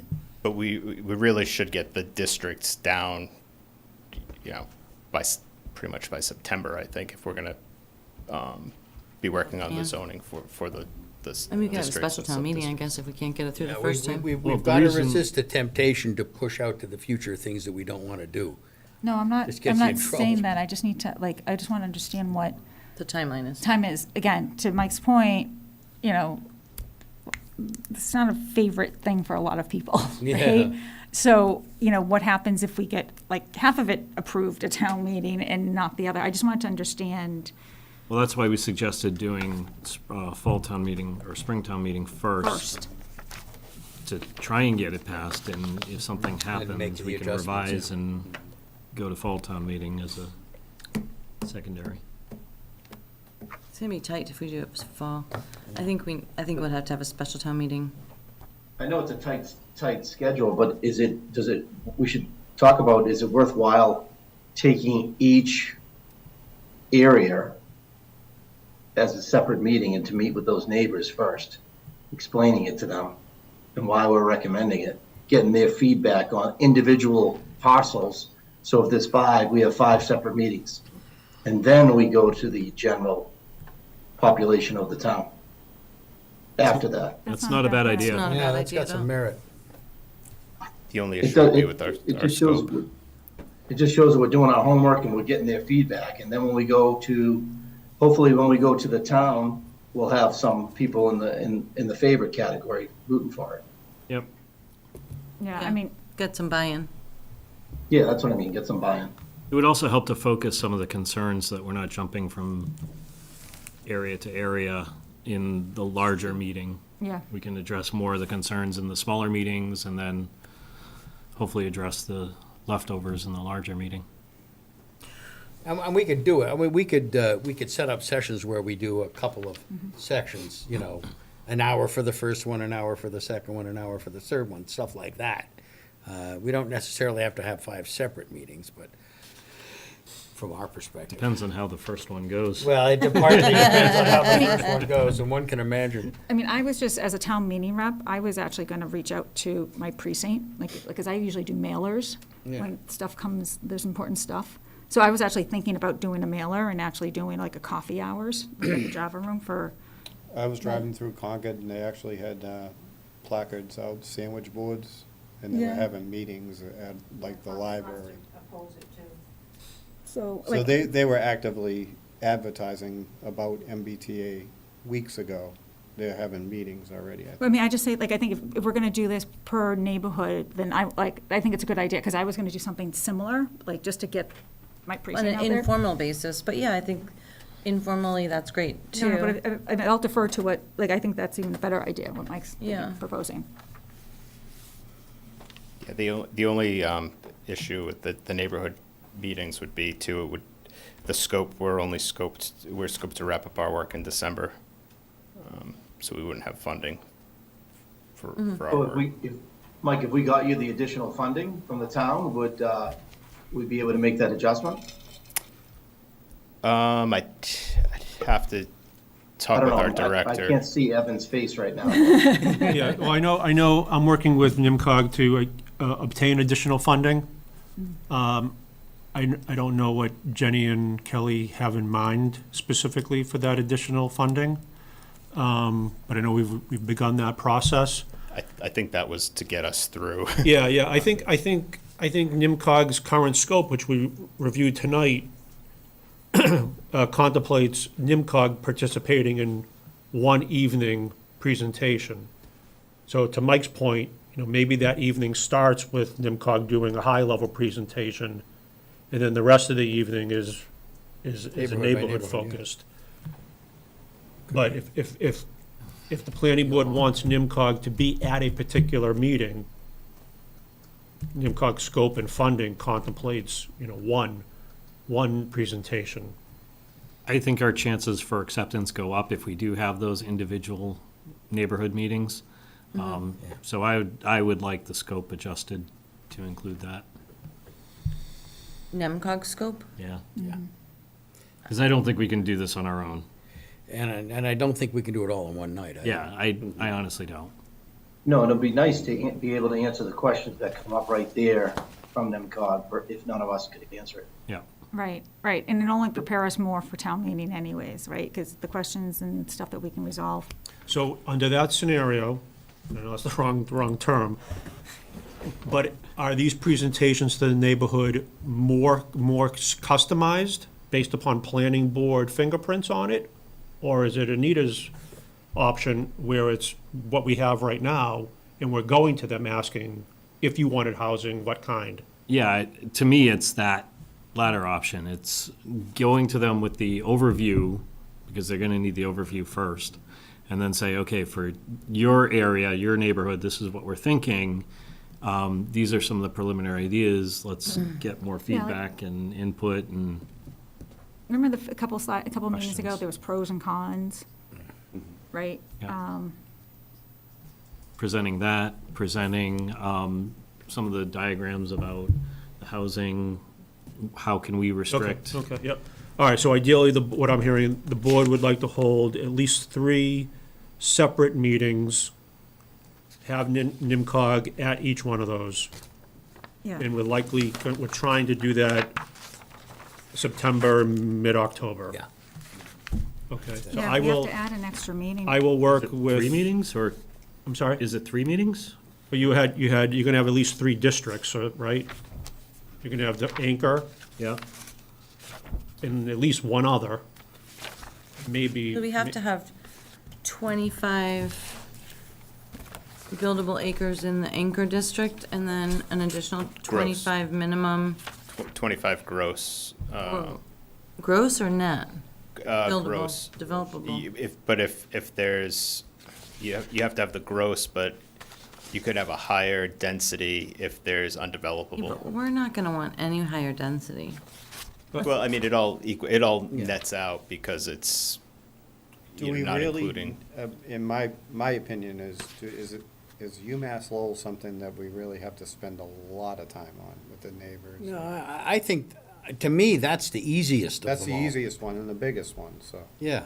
I don't think we need to community outreach as much for that, because everybody already knows about that project, right? Right, it's happened. Yeah, I think it's the other ones. Kinda It's the take that off the neighborhood board. ones that, Well, I think we still have to have it, because people are gonna Yeah, wanna we know will, the in the end, implications. in the end, we will Yeah. put a whole thing together, but.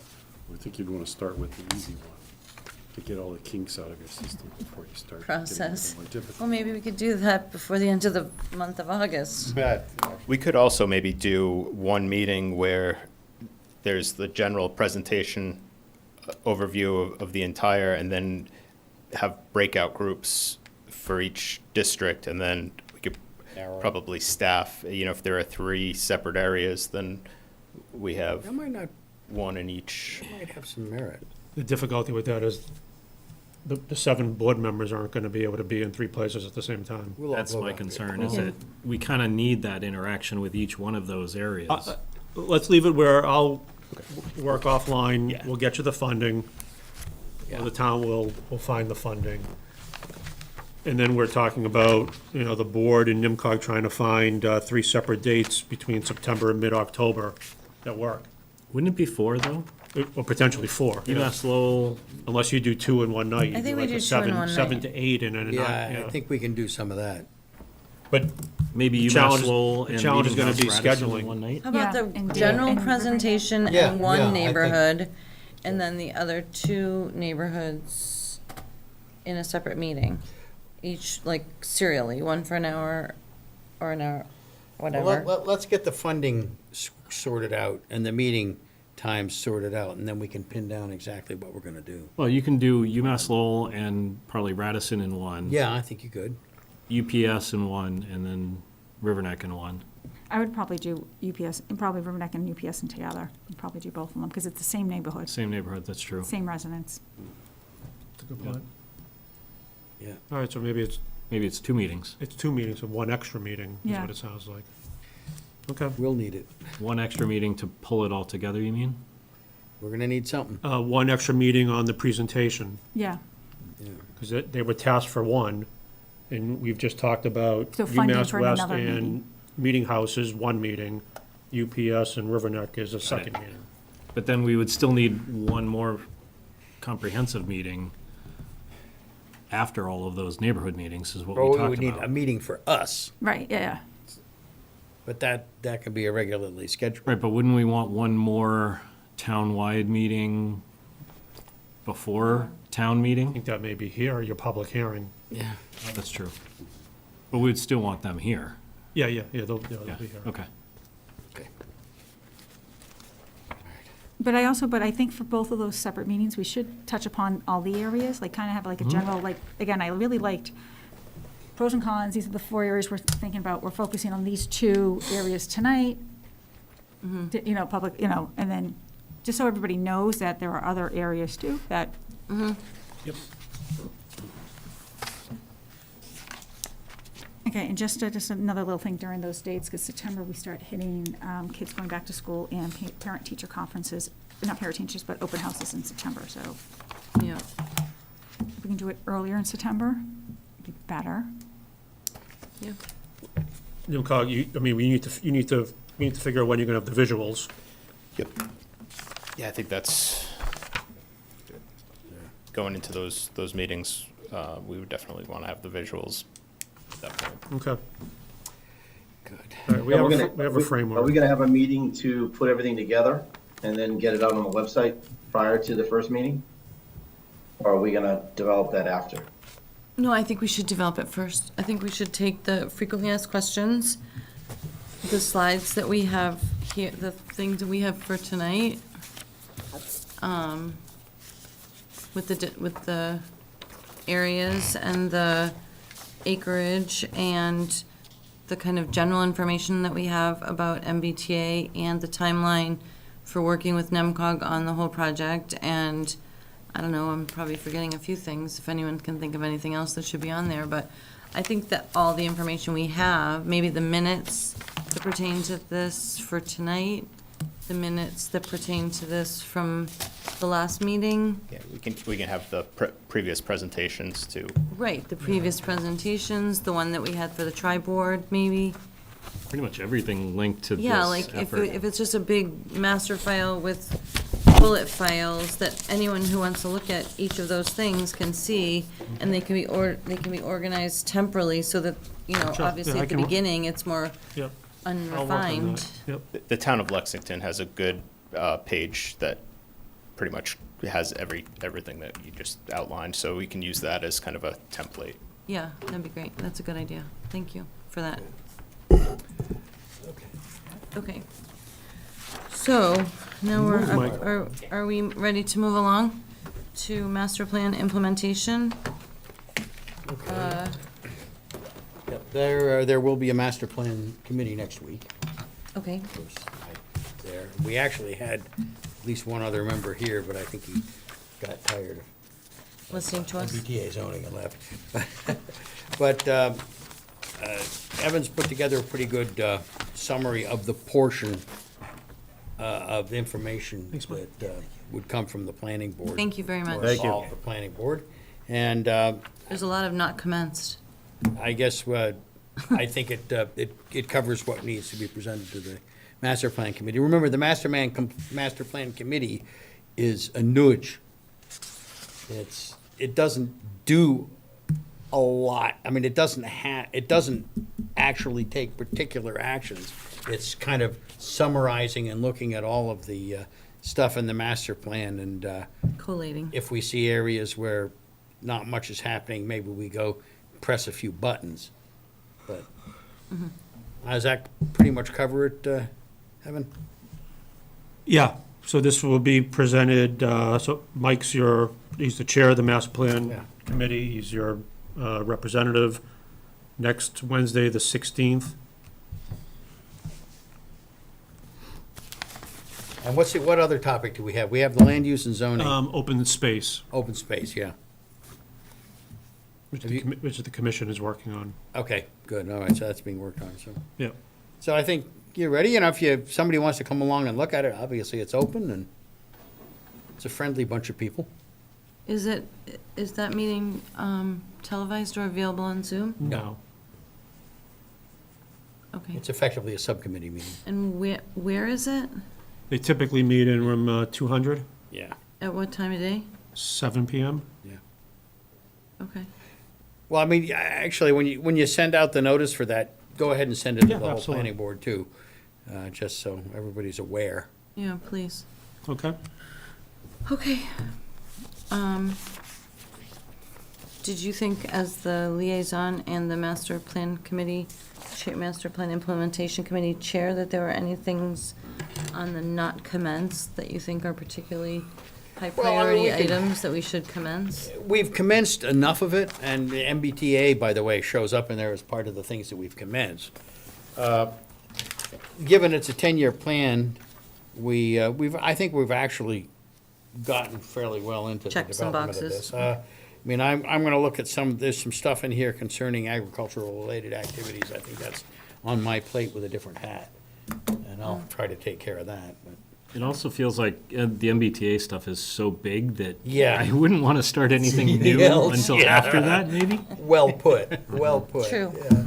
Yeah. Okay. Waited this long. Yeah, Adult daycare zoning. so let's do it. Did everyone have a chance to take a look at that? Yeah, it's basically just, as I understand it, just a table change? Like it was erroneously omitted Yeah. based on a misunderstanding that it was meant to be exempt. Is that correct, Evan? That's my recollection. But it's not exempt, so we need to put it back in if we want to be able to be zoned for that. Exactly. Yeah. All right. Did everyone look at the zone, I mean, this is Use basically just a table? repeat of what was taken out, right? as I understand it. It worked then. I don't recall there having ever been any substantial objection or controversy surrounding adult daycare. Evan might remember some that I don't. It's becoming, Huh? it's becoming needed with the boomers. And it's becoming needed. I mean, that's, The only thing is, I just don't like the word adult daycare. Which is a better word for it? I don't know. That is how it's referred to. I know. yeah. I mean, it's, sometimes you just have to use the terms of art. No, that's the only thing is, And it's the definition and use table, right, correct? no. Yeah. So Yeah. the use table is a must. The definition, there is a definition currently in the zoning bylaw. If the board is interested in modifying it or amending it, this would be the time to do it. Oh, so I thought the definition and the use were removed, but it was just the use Just the use table, and the right. definition remained. Okay. Oh, okay. I don't recall there having been anything wrong with that definition. I didn't know if it needed to specifically identify that there's no overnight connected with it, even though it's in the name itself. I don't Yeah. know if the That's a good definitions point. are Daycare, specifically I think a pointed out. daycare kind of implies it, but, Right. and I hesitate to add any changes that aren't necessary because it tends to generate pushback where no pushback is really warranted. I know, but okay, this is why I went down the whole thing about not liking the name, because when I think of They're adult calling it day, family daycare now. I So think it's of. family, it's right, family daycare. Like, I think of doggy daycare, so when I think Yeah. of doggy daycare, like, that's why I don't like the name, because that's where my mind goes. Or kids go to But daycare. doggy daycare, like, you can leave your dog overnight. So to your point, maybe we, Well, I thought dog overnight made it a kennel. Yeah, I think And it more does. It than the is a number kennel of permit. dogs made it a kennel. I thought doggy daycare implicitly was only in the Daycare. day. Daycare. Yeah. We only have a definition of commercial kennel, which includes doggy daycare. We don't regulate and define doggy daycare separately. It's captured in kennel. I'm just saying, I think Joel's point is a good one, to be quite honest. If we wanted to, like, this is a time to fix it, like, we want to make it explicit, just think it's a good one. Well, I mean, if it was overnight, it would be called a nursing home. It- Yeah. it- it And then that would have a different Be classified use. as something else, correct? Yeah. The other thing too is that didn't know whether we wanted to restrict the number of people. Apparently, according to state law, if you have less than 35, then it's 8 hours, a minimum of 8 hours of care. But if you have 35 or more, it's 12 hours of care, and if you have 50 or more, it's 16 hours of care. So What were those numbers again? that if it's less than 35, then there's 8 hours? a minimum of 8 hours. If it's between 35 and 50, it's 12 hours, and if it's 50 or more, it's 16 hours of care. Well, how about we say, I don't want it to be 16 hours. The beauty of the current definition is its simplicity. So then if someone comes to us with a plan that they want to develop, we can impose those. I was more meaning for the use table. There are notes on the use table sometimes. To Right. put a note basically saying, But less I than, guess I don't less than understand the 50. advantage of that.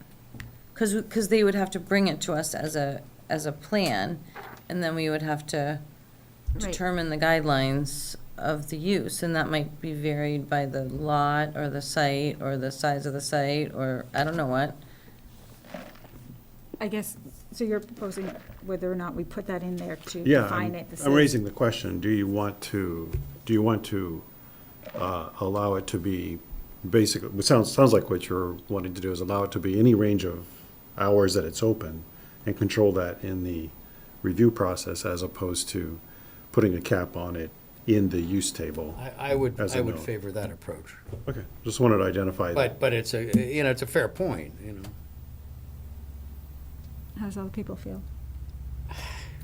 I have no Sometimes problem with any- writing things down and being too explicit, it sometimes gets you in more trouble than giving yourself some leeway to make determinations. And I think anything that comes before us that can be judged on its own merits directly is probably best handled that way. And it's all by special permit, right? It's not at Yeah. all by right.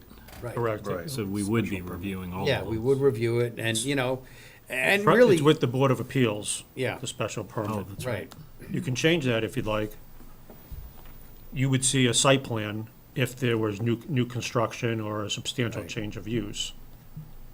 And But if they're moving in, Many of these would be exempt and able, right? I mean, what would be an depending example on of how one? they're set up, they could be. if they were an educational use, but most adult daycares are just simply a state licensed facility. Right. They don't have any one specialization. They're not doing education as a specialty. They're not doing physical therapy as a specialty. They do a variety of services. Right. But they're just a generic adult daycare. What do we consider the senior center? Senior center is a municipal use Yeah. under zoning. Towns very cleverly exempted themselves from most of the. It's basically an zoning adult bylaws. daycare. Wonder how that happened. Yeah, but as Joel mentioned, the adult daycares are state licensed facilities, no different than a child daycare. But I just, again, like, this is gonna be going in front of town meeting, people are gonna be asking these questions, so I think it's a good, that we make sure we have the answers for them, and why we did something a certain way and didn't something another way. And just to build on that, the definition of daycare from Oxford, Merriam-Webster, and dictionary.com all specified daytime care. Yeah. So it's essentially in the It's in the name. most common definition. Okay, that's a good point. Well, it's That kind of covers us. redundant. I mean, it's in the name. Yeah. Yeah. So I think that covers us for that. All right. Okay, so I will entertain a motion if there's no further discussion. Well, I think what we would need to do, I mean, I think we need to schedule a hearing on this. Yeah, this hearing, assuming the board wants to proceed, would open on August 23rd. Okay. Okay. Yeah, I don't think it's just gonna be highly, Is there any reason to change it from the Board of Appeals to us? What I will say is part of this 2010 comprehensive review with the zoning bylaw review committee, there was a series of changes from Board of Appeals to Planning Board. The ones that were left with the ZBA were anything related to like adult entertainment, some very peculiar, unique uses. Adult daycare could go either way. The benefit of bringing it to the planning board is that if it triggers site plan approval, then it's a combined hearing and you can leverage the special permit. Yeah, let's do that. So was it the theory that the ZBA could handle the more unique style cases and the planning board would handle more of the, Generic. Yeah, there aren't many unique Things that ones would be- left. we would see more of? Like wireless facilities Yeah. is ZBA. Floodplain is ZBA. There's very few that are left with the ZBA. At the time, I think the elected planning board, rightfully so, said, we currently do site plan, and we want to consolidate the regulatory process rather than have two separate boards doing separate things. and because we may see more and more of these popping up over time, I think it might be worthwhile to, Yeah, and that Right seems to be a well-received strategy by town meeting. I think they seem to favor the planning board doing regulatory reviews. I mean, So for I one can, thing, I the can planning change that in board's the use elected. table. And for one thing, the planning board's elected and the ZBA's appointed.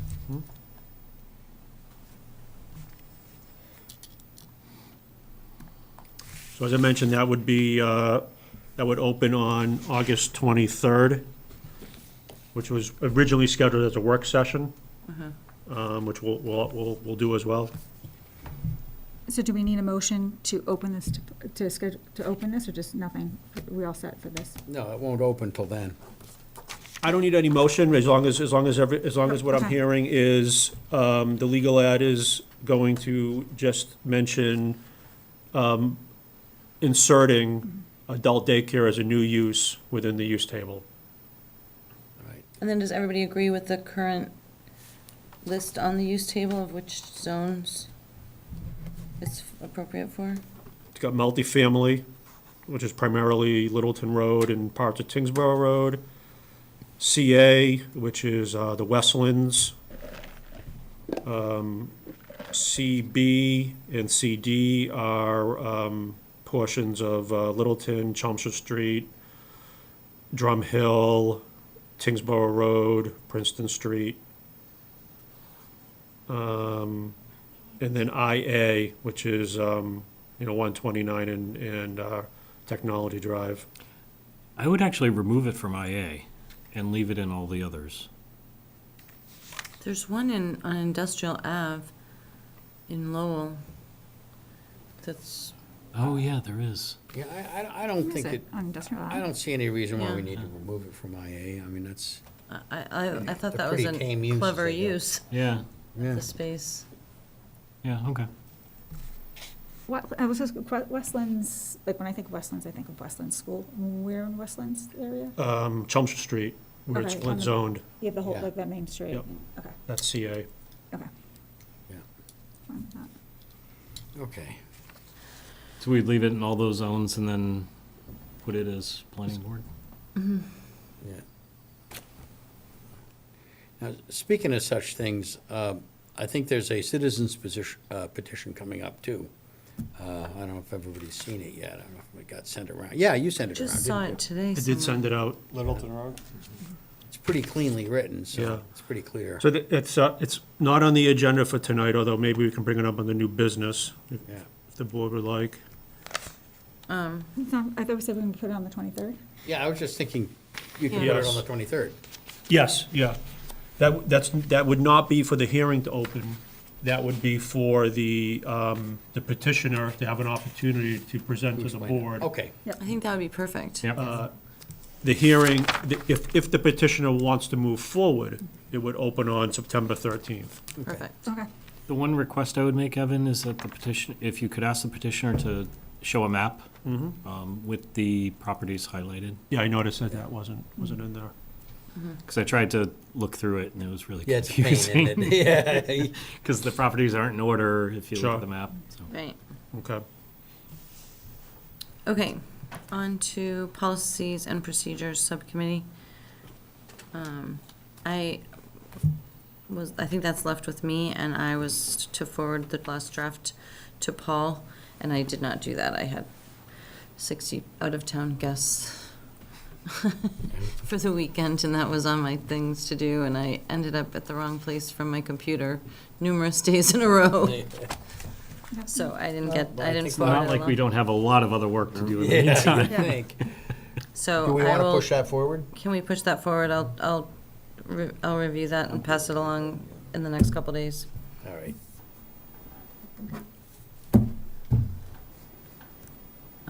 Liaison updates. Well, we've already talked about the master plan committee, so that's my liaison update. Housing advisory, They're meeting next next Tuesday. Tuesday. Yeah. 3 Meeting House Road will be in front of them. As you likely know, as part of the COID, Housing Advisory Board is required to give the planning board a recommendation. 243 River Neck may be on that Housing Advisory Board agenda, but what I can say is that that project appears to be moving forward pursuing a friendly 40B. So they want to meet with the Housing Advisory Board as one of the first steps. That's 2:30 in room, usually in 205. And Housing Advisory Board also has been discussing accessory dwelling units. So at some point, I think the planning board is likely going to be asked to participate in some sort of joint meeting. Yeah, I get I hear in the winds that the state may be pushing some. Yeah, there's Some that, changes. there's that. This seems to be more internal. There Okay. seems to be a genuine interest among some members of the zoning board and obviously Housing Advisory Board Yeah, to expand our existing limited accessory Yeah. apartment bylaw. okay. Knowing that something probably is coming. Yeah, from probably us. coming out of the state. Yeah.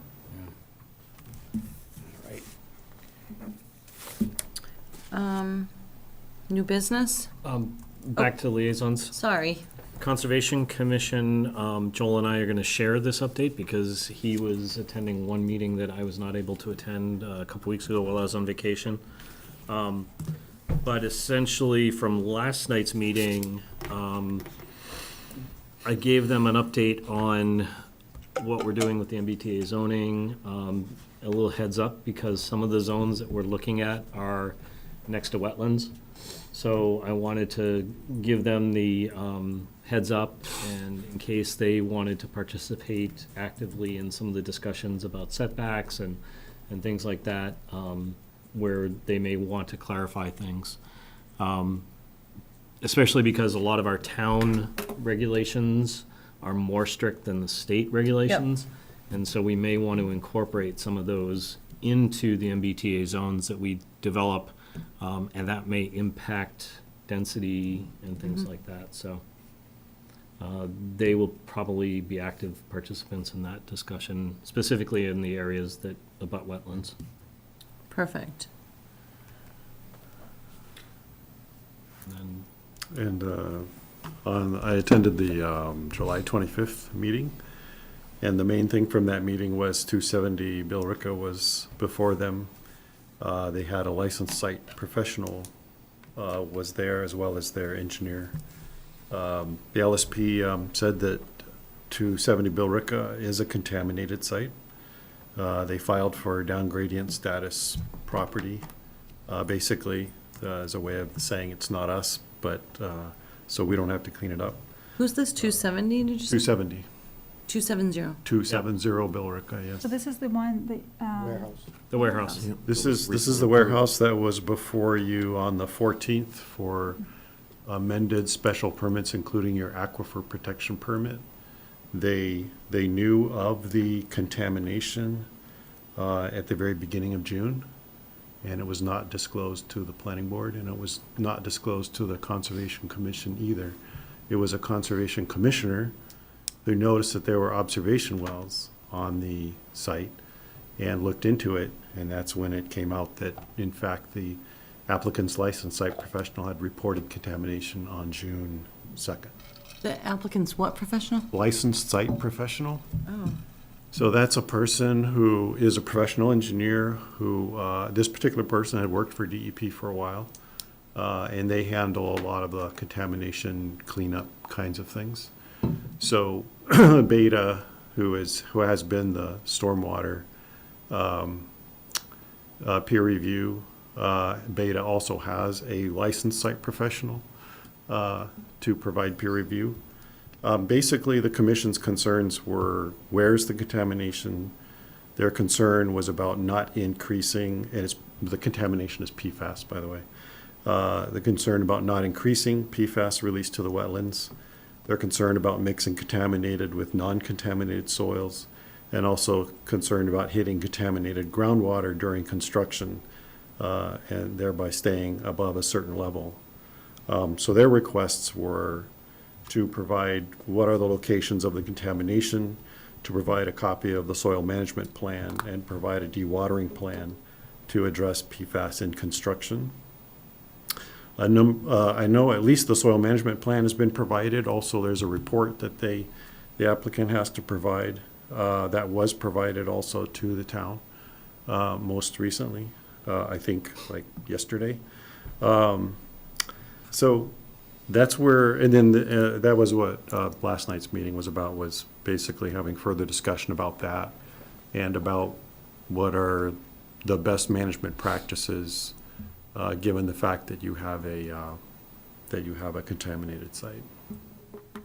So wait a minute. So, a question which I excuse my ignorance, but won't DEP, Mass DEP, be monitoring those building practices and putting in place parameters for the developer? Mass, surprisingly, or maybe not surprisingly, but a lot of that became, what's the term? Basically, when there were a lot of government activities that were, in Weld's time, that then they essentially, had commercial or private takeover, and so now DEP, though they're aware of what's happening, they basically allow the applicant's licensed site professional to essentially determine what needs to be done and that sort of thing. And they're And so- employed by the developer? Yeah, so it's largely delegated to the applicant's licensed site professional. So that's the way things are, and that's why the Conservation Commission, I think, is rightfully taking this very seriously and wanting to get peer review.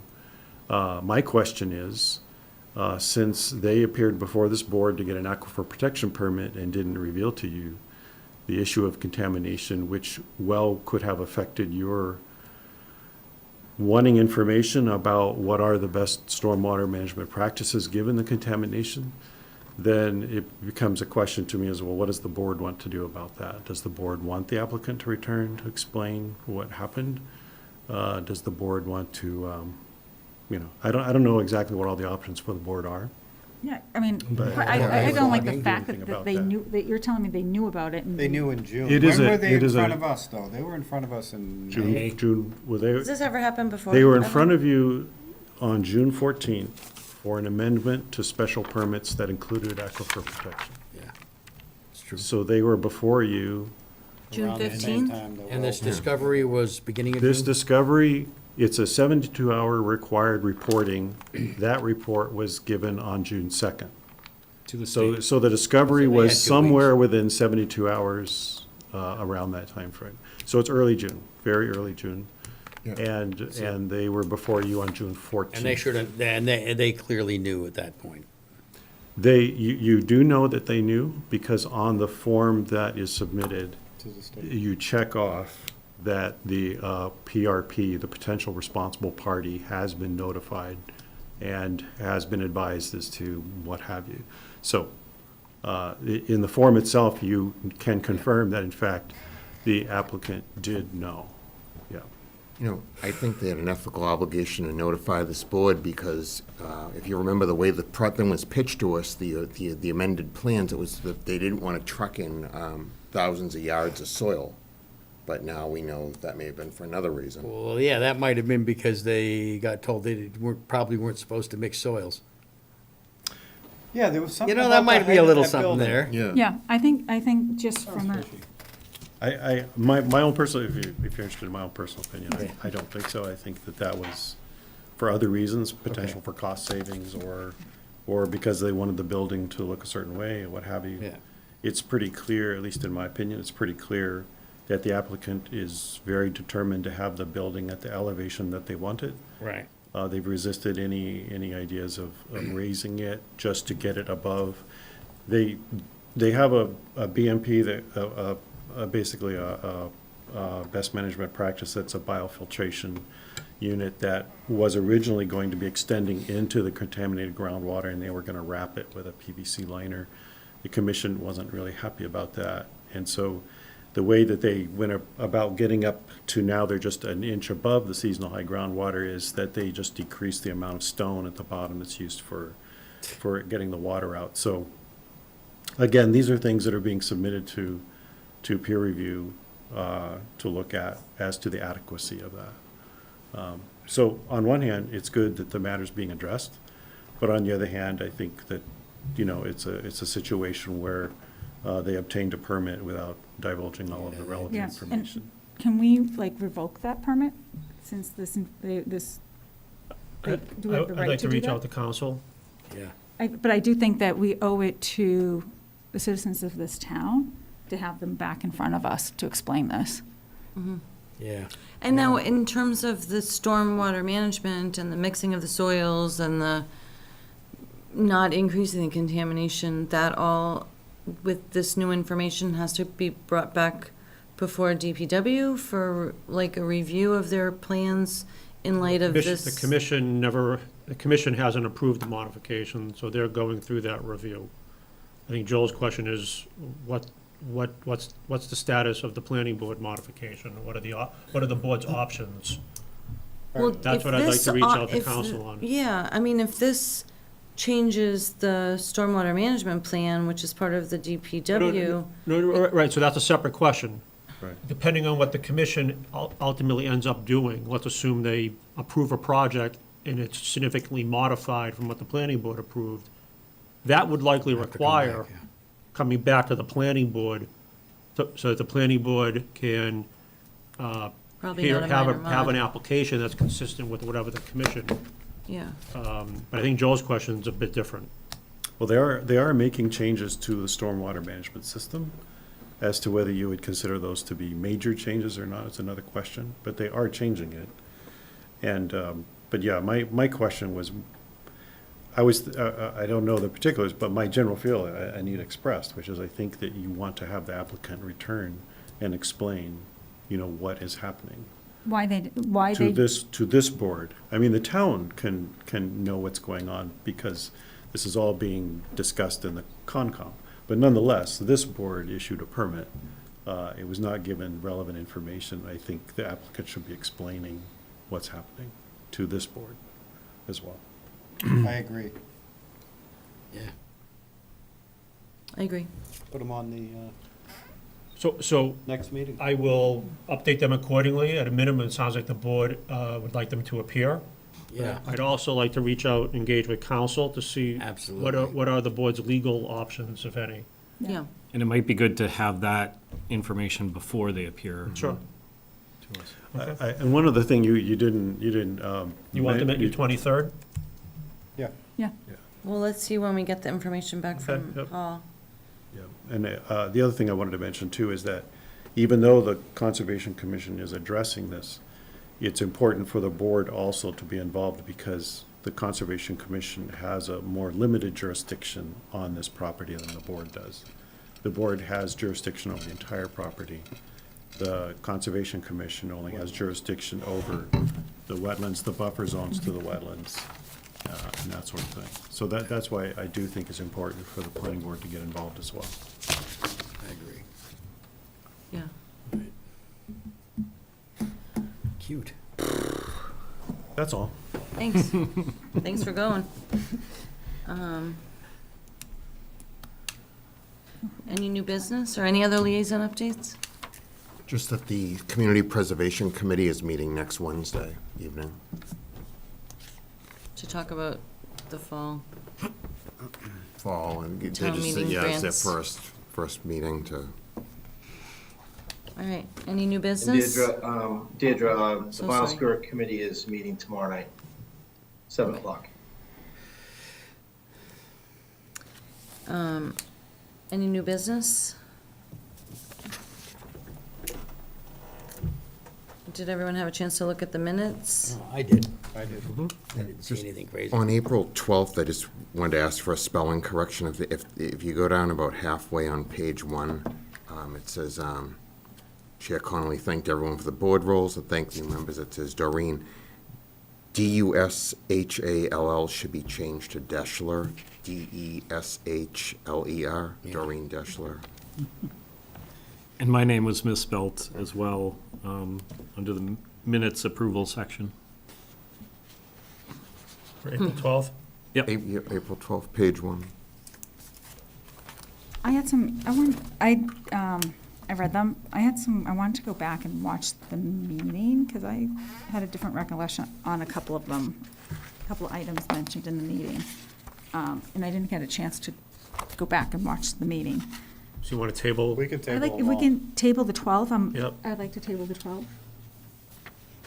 On the June 14th one, the adjournment vote was 7-0, but there were only 6 members present. And then the School Street vote was 5-0, but there were 6 of us there. You want to approve Somebody it? You want to abstained. approve that one with those revisions?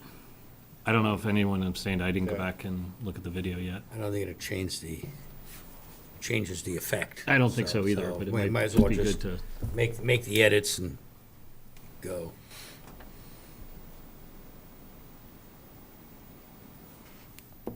Well, I'll move to approve the minutes of 6:14 with the changes I'll second. presented.